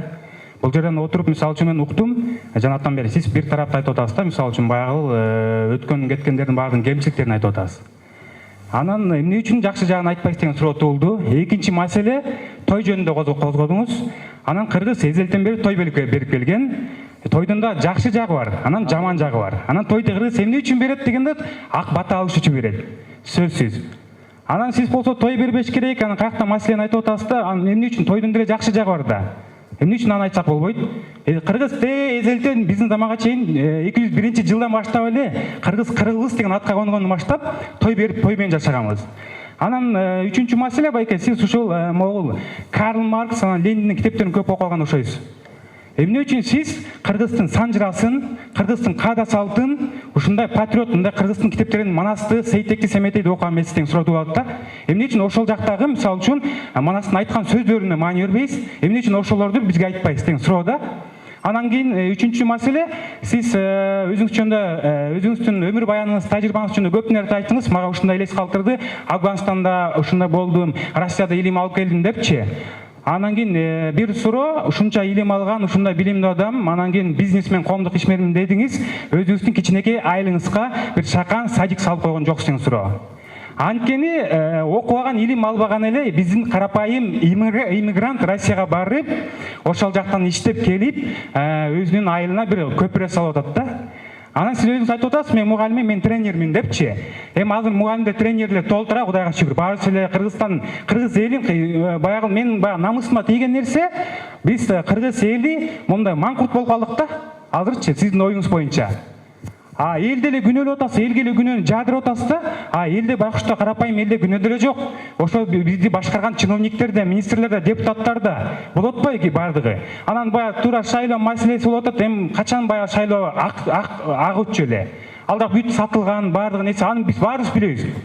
Анан баягы ушул жерден просто менин мындай келип сиздин баягы видеодон, баракчалардан өзүңүздүн кайрылыгыңызды көрүп, өзүм мындай келип угайын дедим да. Уксам мындай бир да менин жүрөгүмө канааттандыралык бир мындай эч нерсе көтөрүлгөн жок. Мурдагы эле кыргыздын кыжырына тийген, кыргыздын мындай канын кайнаткан, иренжиткен сөздөр, кооз сөздөр баягы элечи. Мындай качан сөздөн ишке өтөбүз деген маселе да. Жакшы суроо берейин. Азыр мына бүгүн эле биз көрдүк Хабиб менен Конордун согуш эмесин. Өзүңүз да айтып кеттиңиз. Ошол жерде мисалы үчүн Конор болсо согушка чейин сөз менен жайлаган да. Иш жүзүндө көрсөтүп койбоду Хабибчи. Жооп берейин. Анан эми качан ушуга өтөбүз биз? Жооп берейин. Бүттү. Эми жакшылап окуттурлар. Конор менен Хабиб өткөз. Менин башында келдимби, чогулуштун башында. Мен күнөөнү өзүмдөн таптым деп айттым. Уктуңуз да? Ленинди айтпай, Рузвельтти да айттым, великий депрессияны. Манас атабыз элди кантип чогултканын айттым. Талашта Кытай урусу жашайт, сары урус жашайт, кошчулар жашайт. Сарбагыштар менен бугулар аша чаап келип тытышкан. Ошко барсаң 30 жыл жашайт, Баткенге барсаң Нават урус жашайт. Жапалак деген бар, Мырзаке деген айыл бар. Мен берген айылдын баарын чынында билбейсиң. Биринчи күнөөнү өзүмдөн таптым деп айт. Экинчиден, айылга салым кошпойсуң сен. Мына Алим эжем отурат. Мен биринчи саясатка аралашпай туруп, ушу 1 миллион кыргыздын ичинен Москвага жардам берип борборун мен негиздегем. Нокаттын эжекелерин баккам. Таластык байкелеримди баккам. Билбейт экенсиң. 1,5 миллион долларды мен ошол жерге чогултуп, посольство жасабаган ишти жасап, аягында түшүндүм. Мен себеби менен күрөшпөй, жыйынтыгы менен күрөшүп аттым деп. Менин угуп туруп, мен жооп берейин. Ошон үчүн сиз айтып атасыз, анан мен бир партияны жамандаган жокмун. Иним угуп тур. Айттым, социал-демократ партиясында биргели. Алар да аракет кылган дедим. Элдин ынтымагы жок болсо, жалпы маселени талкууга шарттык төрбөйт дедим. Мына ошон үчүн сиз балким мен менен мындай жакын отурбай, балким үмүткө ишенбей аткандырсыз. Өзүмдү өзгөртөйүн. Ар кимиз өзгөртөлү. Бири-бирди жамандабайлы. Анткени мен азыркы күнү Кыргызстан оор абдалын той ачты деген жаман деген жокмун. Той ачты деген алаксытып кетти деп айттым. Мен өзүм да той берип жүрөм. Андай тойлорду мен да бергем. Бирок азыркы күнү көрсөм, жана кредит алып кыйналып кеткен балдардын аша чейип кеткенин көрүп атам. Мына ар бир иштин өзүнүн чеги болот. Ошон үчүн биринчи театрларга да көңүл буралы. Биздин жанакы билип аткан маданият кызматкерлерине көңүл буралы. Ар бир нерсенин чеги болот деп айттым мен. Бул жерде турган адамдардын баары түшүнүп алыш керек. Анан эң негизгиси, мен өзүмдүн салымды кошуп туруктуулук көрсөткөм. 7 жылда мен бир да партияны жамандап чыккан эмесмин. Бир да саясатчы Алмаз Шаршеновди жамандап чыккан эмесмин. Өзүлөрүн жамандап атышат. Ар бир адам өзүнүн кадыр баркын сыйлайт. Ошон үчүн мен силердин кадыр баркыңа татыктуу болуш үчүн Москвада турган татынакай турмушумду келип, болгону салымды кошуп койгону келдим. Мына 1 миллион мигранттардын арасынан чоң саясатка жалгыз адам келди. Баары айтат, жаңы адам чыкпайт деп. Үйдө турганда чыкпайт да. Айылга жардам берип койгондон канча адам жардам берип атат? Кыргызстан өзгөрбөй мына 17-жылы 472 баланы сөөгүп келди чет өлкөдөн. Аны кантип чечебиз? Аны да айткан жокмун. Ошол жерде кыйналып больницада жаткандар кандай? Акыркы күнү жана Дворцов деген кино 200 бала кыргыздар таштап кетет деп эмне себептен билбей Каннский кинофестивалда 5000 киши отурган жерге кыргыздын балдары көчөдө калтырып кинону көрсөттү. Аны биз айтпай жүрө берсек, ал маселе кантип чечилет? Мен мисалы үчүн Сооронбай Жээнбековди жамандаган жокмун. Эртең күнү кирсем айтам, анткени деген өзүңдүн бир салымыңды кошпосоң, мен саясатчыларга кантип акыл үйрөтөм? Биринчи шайлоого катышайын. Өзүмдүн бир туруктуумду көрсөтөйүн. Анан кийин ошолорго тең ата болгондон кийин силер да аракет кылыңдар, мен да аракет кылдым. Биргелешип 7 областты бириктирели деп, мына 7 оймону тигип эмблема тимдим. Боз үйдүн түндүгүн илдим. Анан ар бир област талашпай, бүркүттүн башындай жалпы маселени адилеттүү чепкилетип, эмблеманын негизинде мекенин тымак дедим. Ошондуктан эним кошул. Андай болсун болсо биргелешип аракет кылалы. Агай, жооңузга чоң рахмат. Бул жерде баягы чогулуш да, дискуссия да. Ошон үчүн мен баягы айткан нерселеримди туура кабыл алыңыз. Рахмат, конечно, рахмат. Анан айта берсек арман көп агай. Ооба, түшүнүм. Айта берсек арман көп. Андан көрө ошо мен айтайын дегеним баягы иш көтсөкпү деген суроо да. Анткени сиз мындай өзүңүздү ушундай мындай баягы ийгиликтүү адам деп тааныштырдыңыз биринчиден.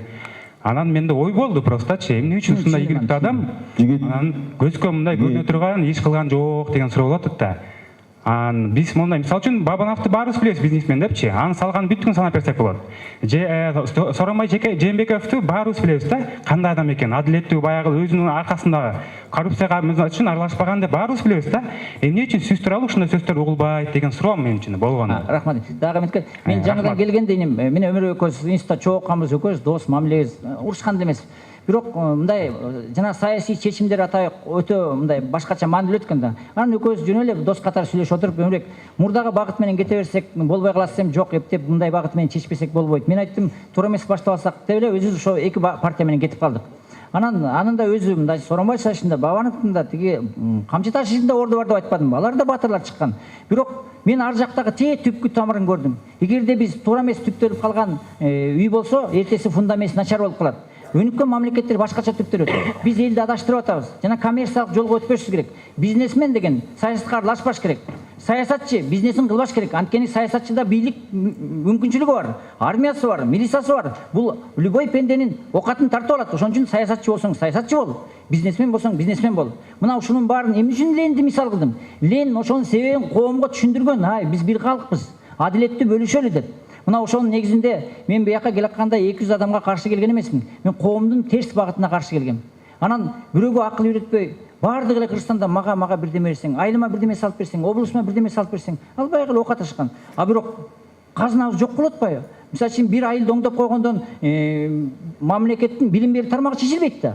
Бир мечет салып койсок, руханий багыты чечилип калбайт да. Өйдө жакта арабтардын берген визасын хаджыга талашып кыркышып атабыз. Аны ойлондум да, жок, мен биринчи анын жыйынтыгы менен күрөшпөй себебин чечейин деп, жанагы Кыргызстанга борборду ачуу, мигранттарга жардам берүүнү ачып алып, өзүмө бир азап чегип алдым. Күндө эле шубаган эл келет. Квартира максы жетпей калды, анан көчөдө калып калдым. Москвада өзүм шымы жок калчыдаймын, баштарын баштап алып. Анан ойлодум, ушул мигранттын бар каяктан келип атат? Көрсө, фабрикадай кылып эле Кыргызстанда экономика жок, айдап атат.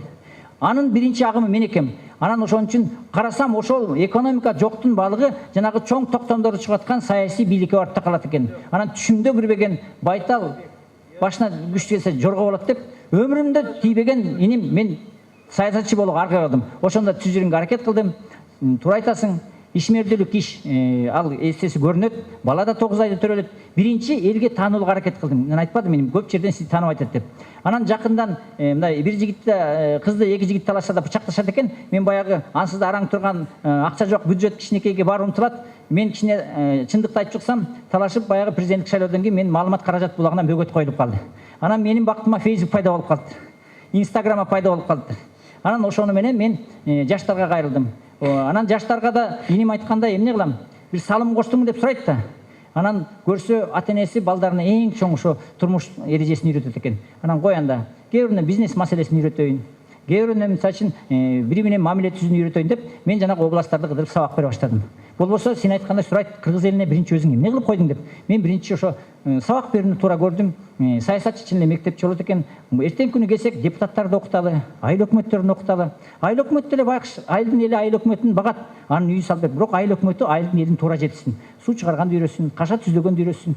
Мына ошон үчүн чыныгы эле жана партишколдор эртең күнү депутаттарды биринчи жанагы дипломатиялык жолдорун үйрөтүп, Кыргызстанды өнүктүрүү багытын ушу мына саясий партиянын мектеби гана алып кетет деп мен ишенем. Бул аябай өтө оор ишим экен. Тез арада эле түптөлүп кетпейт экен. Анан мен жаңыдан келгенде аз да болсо өзүнүн салымын кашып, жана эл көтөрүсүн чыгып революция берет. Ата Мекен партиясы, социал-демократ, башкалар өзлөрү элдин кадыр баркына жетишиптир. Анан арасына чыгып 50 000 кишини алганда, кой эл буларга добуш берди. Добуш бергенден эл да балким ишин көрсүн деп мен ошон үчүн ушкан жакмын. А бизде бирөөнү жамандаса эле жаман экен деп айтат деп, мен телевизорго чыгып бир партияга жамандабай, мейли 5 партия окат кылсын дедим. Анан айтты, сен шайлоодо эле чыга каласың деп айтып чыкты. Мен деле кыйкыра бермекмин. Мен башка маданият эткизим. Жок, элдин чечимин сыйлайын. 5 жылым чыкпай турайын. Андан көрө тынч кыдырып, өзүмдүн кемчилигимди түзөйүн. Кемчилигим бар экен. 18 жашында чет өлкөгө кетип, аймактарды билбейт экенмин. Саясий тажрыйбам жок экен. Анан командам жок экен. Анан кыдырып жүрүп, мен үчүн айттым.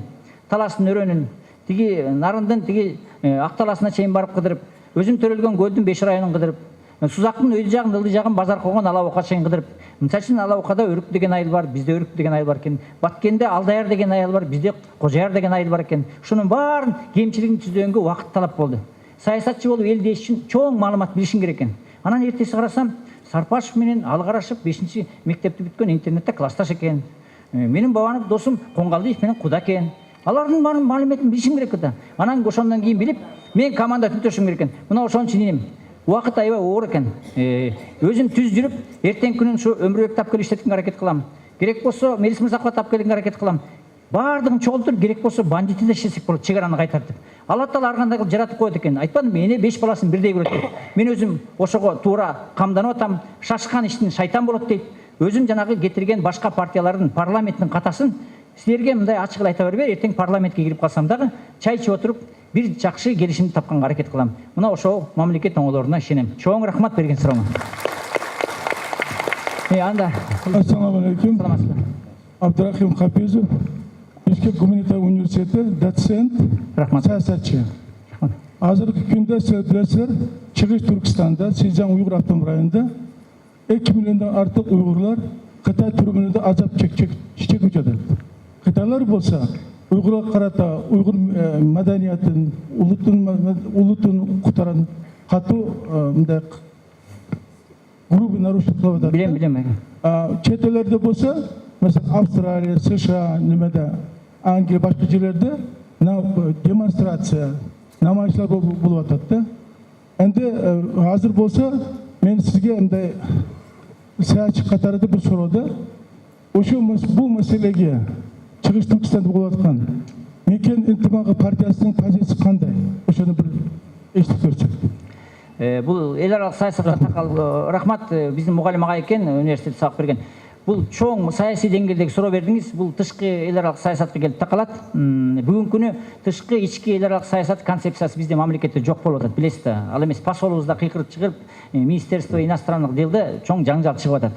Бул ар бир мамлекеттин өзүнүн эрежеси бар, эл аралык келишимдер бар.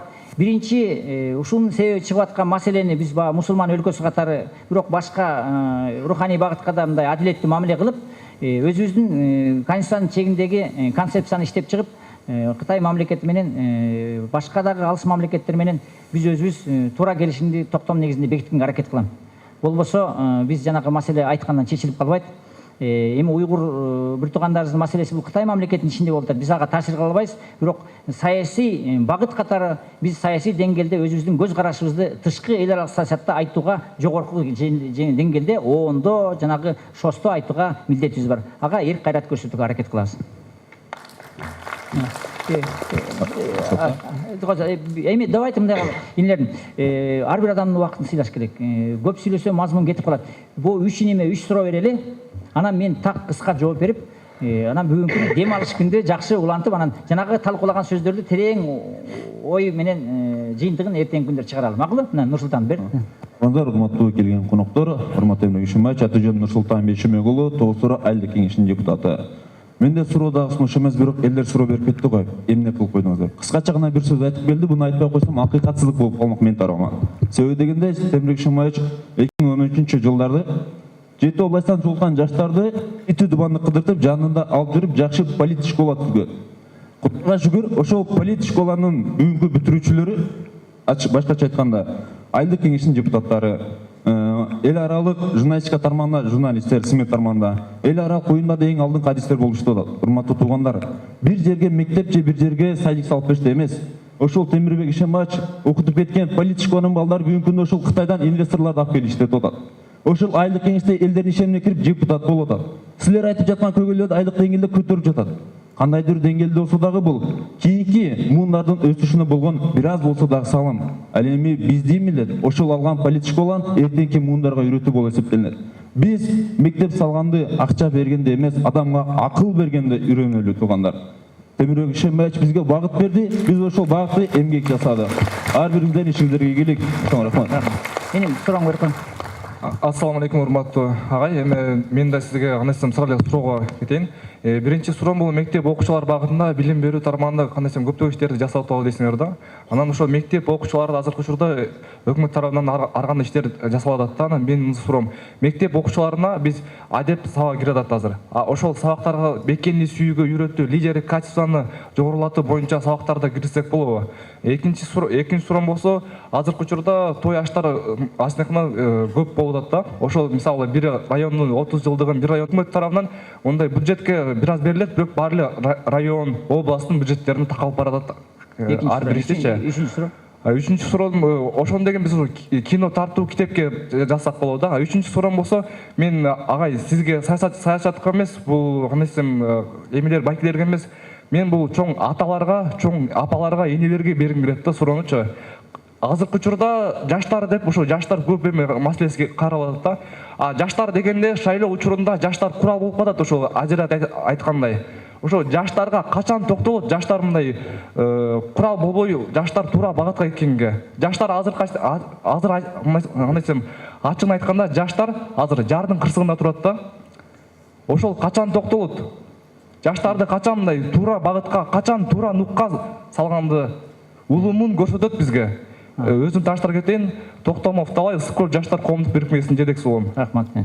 Анда эним сен да сурооңду бер, мен чогултуп. Анткени элдин тынчы кетип атат, биз аябай тартипке катыбыз да. Суроосун берип коюп кетип калышат, бири-бирин сыйлап айтабыз. Андан көрө келе кыска нуска. Салам алейкум. Первый вопрос. Есть ли у вас пути развития Кыргызстана на долгие годы вперед? Второй вопрос.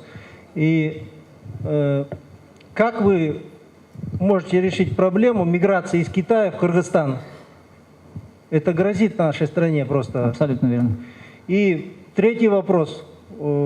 Как привлечь наши молодые умы, которые уехали за границу и не хотят возвращаться сюда? Когда услышат здесь, что здесь творится, они хотят сюда приезжать просто.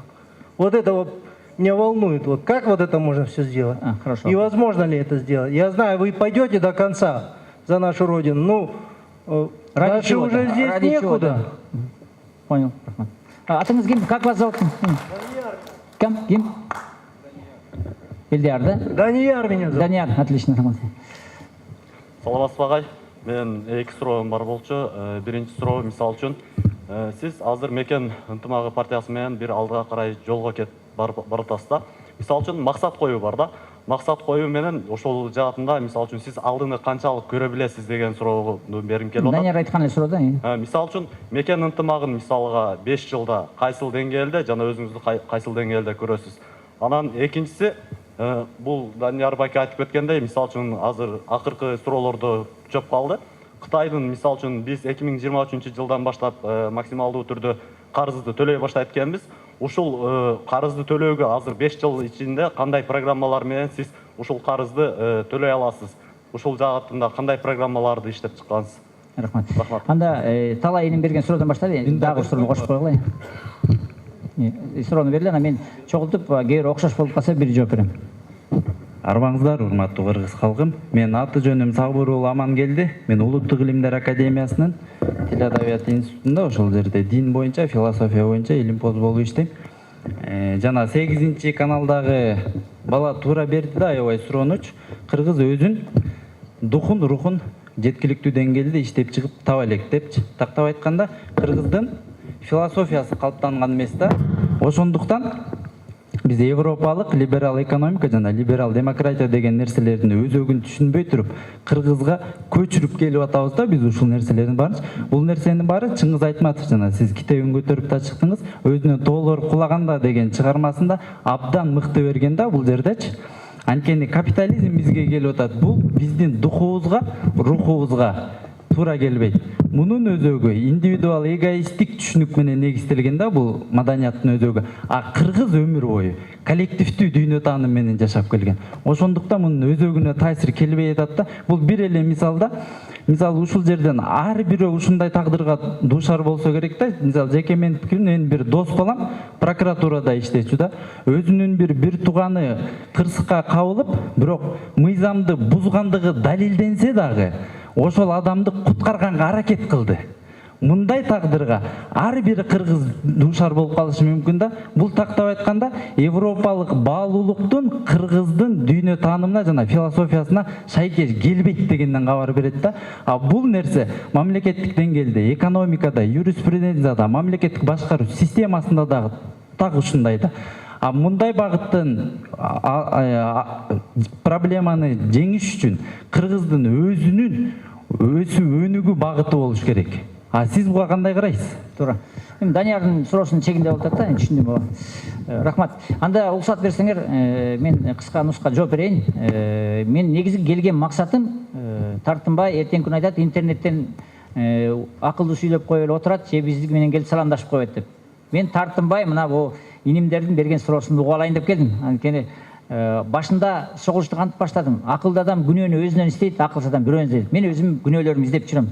Эмне себептен элиме үнүм жетпей атат? Эмне себептен элдин башын бириктире албай атам деп. Анда суроолор көтөрөйүн. Адептүүлүк тармагында мектеп эрежесине киргизсек болот деп талайын суроо берди. Бул маселе көп өнүккөн мамлекеттерде чечилген, чын айтайын. Бирок бели каты илик балага штанга көтөрбөйт дейт. Биринчи улуттук тилди үйрөтүп, улуттук салтты үйрөтүп, жанагындай нукура бешиктеги биздин улуу тарыхыбызды үйрөтүп, анан ошо руханий байлыктын маанисин түшүнгөндө, анын таасири коомго кандай үлүш алып келет, же болбосо кылчыл алып келет, ушунун баарын түшүнгөндөн ал мектеп билимдерине киргизип туура бериш керек. Анан өзү кайсы сезимде кандай руханий жагын тандайт, биздин билим берүү сапатынан бүтөт. Мен ошо макулмун, бирок аны бир 2-3 класстын баласын окутпаш керек. Ал бала байкуш мороженыйды ойлойт, угунчукту ойнойт. Биз кичине багы жогорку класстарда, жогорку окуу жайларына ошондой билим берүү концепциясына киргизсек, биз жанагы радикалдык жакка өтпөй жакшы руханий тарбия алабыз. Буга мен макулмун. Экинчиден, Данияр тигинлеринде суроолор окшош болду. Ата баласына тарбия берет экен.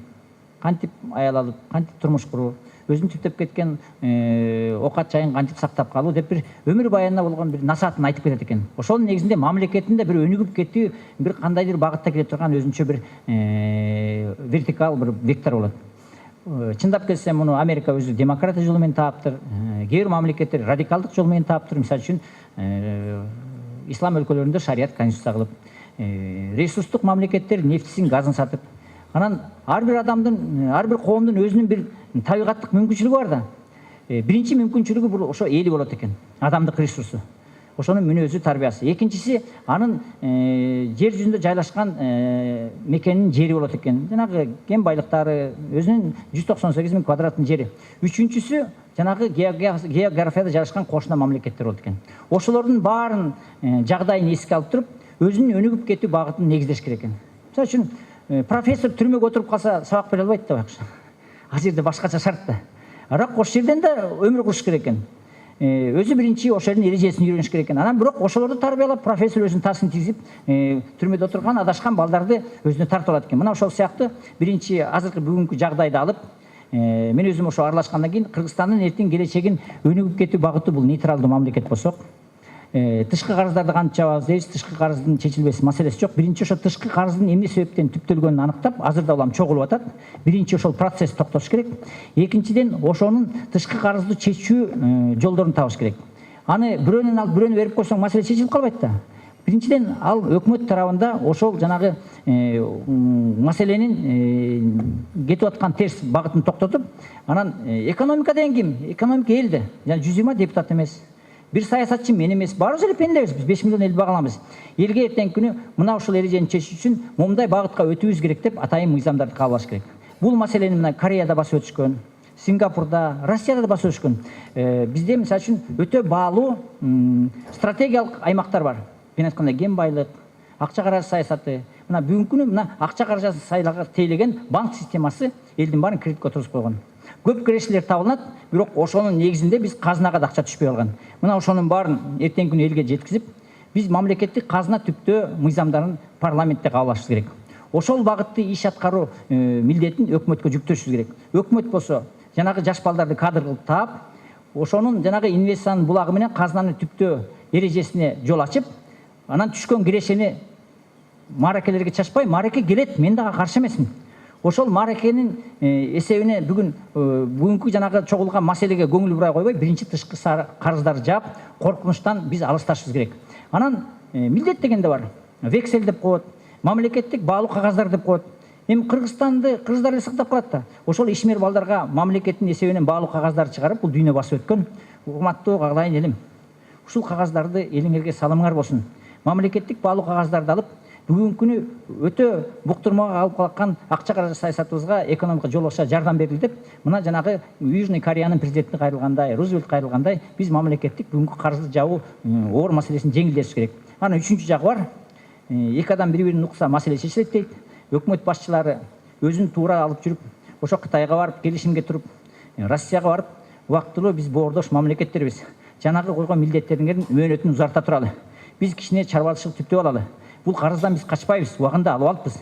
Милдетти биз кадыр бас кетирбей төлөп беребиз деп, мамлекеттин тышкы саясатын биз өкмөт деңгээлинде, парламент деңгээлинде түптөшүбүз керек. Бул жанагы карыздарды жабуу. Экинчиси, мисалы үчүн ар бир адам айылда өзүнүн эсине караша, бирөөсү чай алат экен, бирөөсү май алат экен, бирок айылда баары мал багат. Бирок магазин жок экен. Акылдуу адам бир магазин ачат. Туз сатат, май сатат. Бирок баардык ошонун май сайын сатып отуруп, тиги магазин саткан адам айылда байыйт. Анан караса, магазин чечти, пилорама жок экен. Ал пилорама салат. Ошентип отуруп, айылдан акылдуу адам эң астына умтулуп чыгат. А бизде карасак, Кытайдын маселеси бар экен, Өзбекстандын маселеси бар экен. Аларда жок товарды, ошолдо адарда жок шартты түптөгөнгө мамлекеттин илимий жолу менен изилдеп чыгарат. Кытай 1,5 миллиард бар экен. Биз эт сөөгүбүздү өткөзө албай, Россияга 3000 километр ташып атабыз. Бирок бензин көп кетет экен, алыс экен. Бул жерде турган 150 километр Уйгурстанга ташысак, тамак аш түзүп турбай, эмне эле азап чегип тияка ташып атабыз деп. Бирок ошол өндүрүш ишканаларын сата турган жолун ачалы. Жол бул сооданы кыймылдатат, соода экономика кыймылдатат. Мына ушундай илимий жолдун багытын бизде табигаттын жанагы жаратылыштык мүмкүнчүлүгү бар. Элдин күжүрмөн эмгекчил мүнөзү бар. Жана суу башы бар, кен байлык бар деп, ошол байлыктарды биз эртеңки күнү туура иштете турган концепцияны иштеп чыгып, ошол концепцияны алып бара турган билимдүү адамдарды өкмөт кызматкерлери камдап, жанагы ал деген бир айда эле бүтүп калбайт да. Бала 9-10 жыл мектепке барат, университетте ошол сыяктуу жанагы 20 жылдык, 30 жылдык ишке аша турган мамлекеттик жанагы стратегиялык өнүгүүнү кабыл алыш керек. Бирок жөн эле кабыл алып койсок ишке ачып кетпейт. Аны кайсы каражат менен иштетебиз? Кандай жолу менен деген иш пландарын биз элге жарыялап ачык айтышыбыз керек. Анан бүгүнкү күнү мына кылабыз, тигини кылабыз деп айтып атабыз. Анан айткан иш аткарылбай калып, элдин баары биз эч кимге ишенбейбиз, болбой калды деп мына 30 жылдан бери адашып атабыз. Мен муну партиянын эртеңки күнү программасы катары айтам. Бүгүнкү жолугушуу менен бүтүп калбайт. Эртеңки күнү чоң брифинг уюштуруп, саясий багытымды мен аныктап кеткем, интернеттен карагыла. Мамлекеттин социалдык, экономикалык тармагында өнүгүп кетүү багытын мен коомго жарыялайм. Ошого көңүл буруп уккула. Ал программанын негизинде айыл чарба маселесин чагылдырам. Биздин социалдык маселелерди чагылам. Билим берүү тармагын чагылдырам. Коопсуздук маселесин, өзүбүздүн билим берүү тармагы эмес, медицина тармагын, эл аралык саясаттарды, ошонун баарын эртеңки күнү силер туура кабыл алсаңар, элге жеткизгиле. Мечеттен бир тапаны жок Куран менен чыгып, элдин баары намаз окуп калышты. Биз ошол маалыматты туура жеткизсек, жана Данияр айтып аткан биздин экономикалык багыт коомдун туура кабыл алышасы менен өкмөт чегинде чектелет. А бүгүнкү күнү эмне кылып атабыз? Шайлоо аз калганда анча-мынча оокаттуу убада берип атабыз, казан кашык таратып атабыз, кайдагы заводдорду убада берип атабыз. А завод жөндөн жөн салынып кетпейт. Мына биринчиден завод, фабрика салуу үчүн энергия булагы керек. А биз 20 жылда бир энергия булагын тапкан эмес. Болгону бир Газпром бар.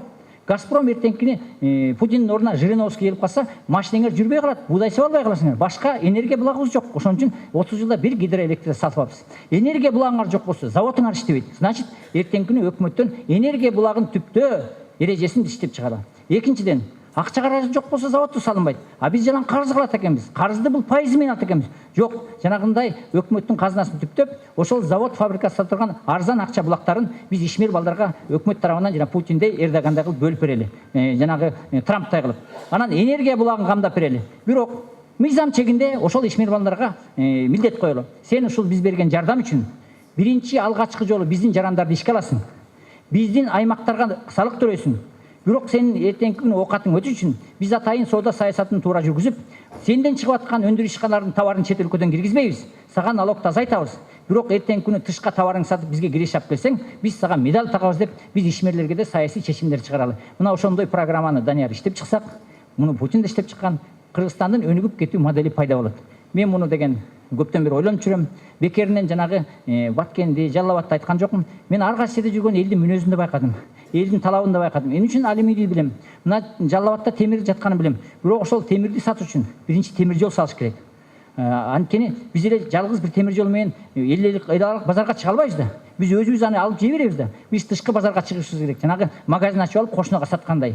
Качан гана биз тышкы өлкөгө өзүбүздүн өндүрүү ишканаларыбыздын товарын сатсак, биздин казынага келишим түшөт. А бүгүнкү күнү биз эмне сатып атабыз? Кен байлыкты да алдатып ийдик.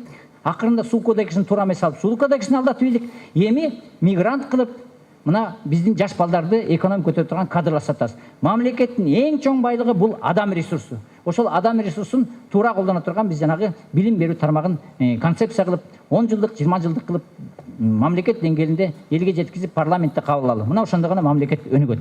Башка жолу жок. Анан баарыңар айтасыңар, сиз мындай кыласыз, тигине кыласыз деп. Мен жөнөкөй пендемин. Саясатта бийликке да барган эмесмин. Өзүмдүн пенделишик кылып тапкан оокатым менен шайлоого катышып, болгон гана иш аракетим менен болгон билимимди берип жүрөм. Ар кайсыга мектеп ача албайм. Ар кайсы мектепке жада калса президент ача албай атат. Парламент ача албай атат. Өкмөтүбүз кедей. Анан силер айтасыңар, Асанбекке тигини кылып кой, муну кылып кой деп. Болгону гана 1 миллион мигрант, 1 миллион, 2 миллион карапайым элдин ичинен жанагы айткан маселени жеткизейин деп, жанагындай телевизорго чыгып алып, кыйкырып чыгып, интернетке какшап, келгиле баардыгыбыз биргелешип, ошол багытка аракет кылалы. Ошол аракетке умтулган адамдарды өкүл кылып шайлап, мүмкүнчүлүк берели деп, мен жана партия түптөгө аракет кылдым. Биргелешип аракет кылалы бир туугандарым. Эң негизги силерден өтүнөрүм, келечегиңерге чоң максат койгула, ишенгиле. Адам ишеними жок болсо, өмүрү да кыска болуп калат. Бир күн болсо да үмүттөнүп жашаш керек. Мен өзүм ишенем. Анан эмне үчүн айтып атат? Сиз жанагы иш ашарына көзүңүз жетип турат дейт. Анткени мен билим тармагыма таянып, мамлекеттин кичинекей башкармачылыгы түптөлсө, Кыргызстан өзүнүн кадыр барктуу ордун табарына көзүм жетип, илим жолу менен көрүп турам. Ошого жардам бергиле.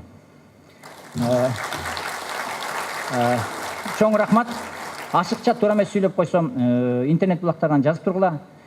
Кошуна колоңдорго, жора жолдошторуңорго жылуу салам айтып койгула. Мен өзүм силердин кадыр барктарыңарга татык жүргөнгө аракет кылам.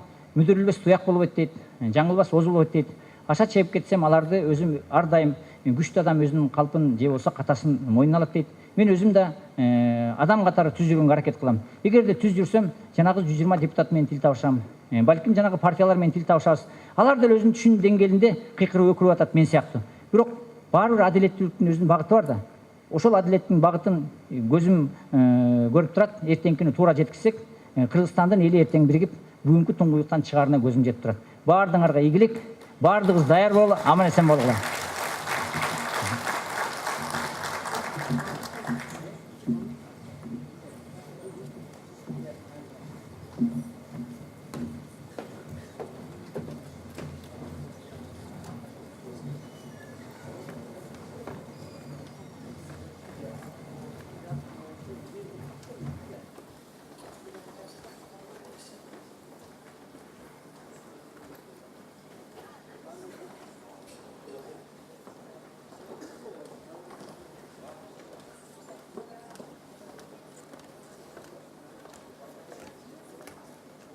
Şef,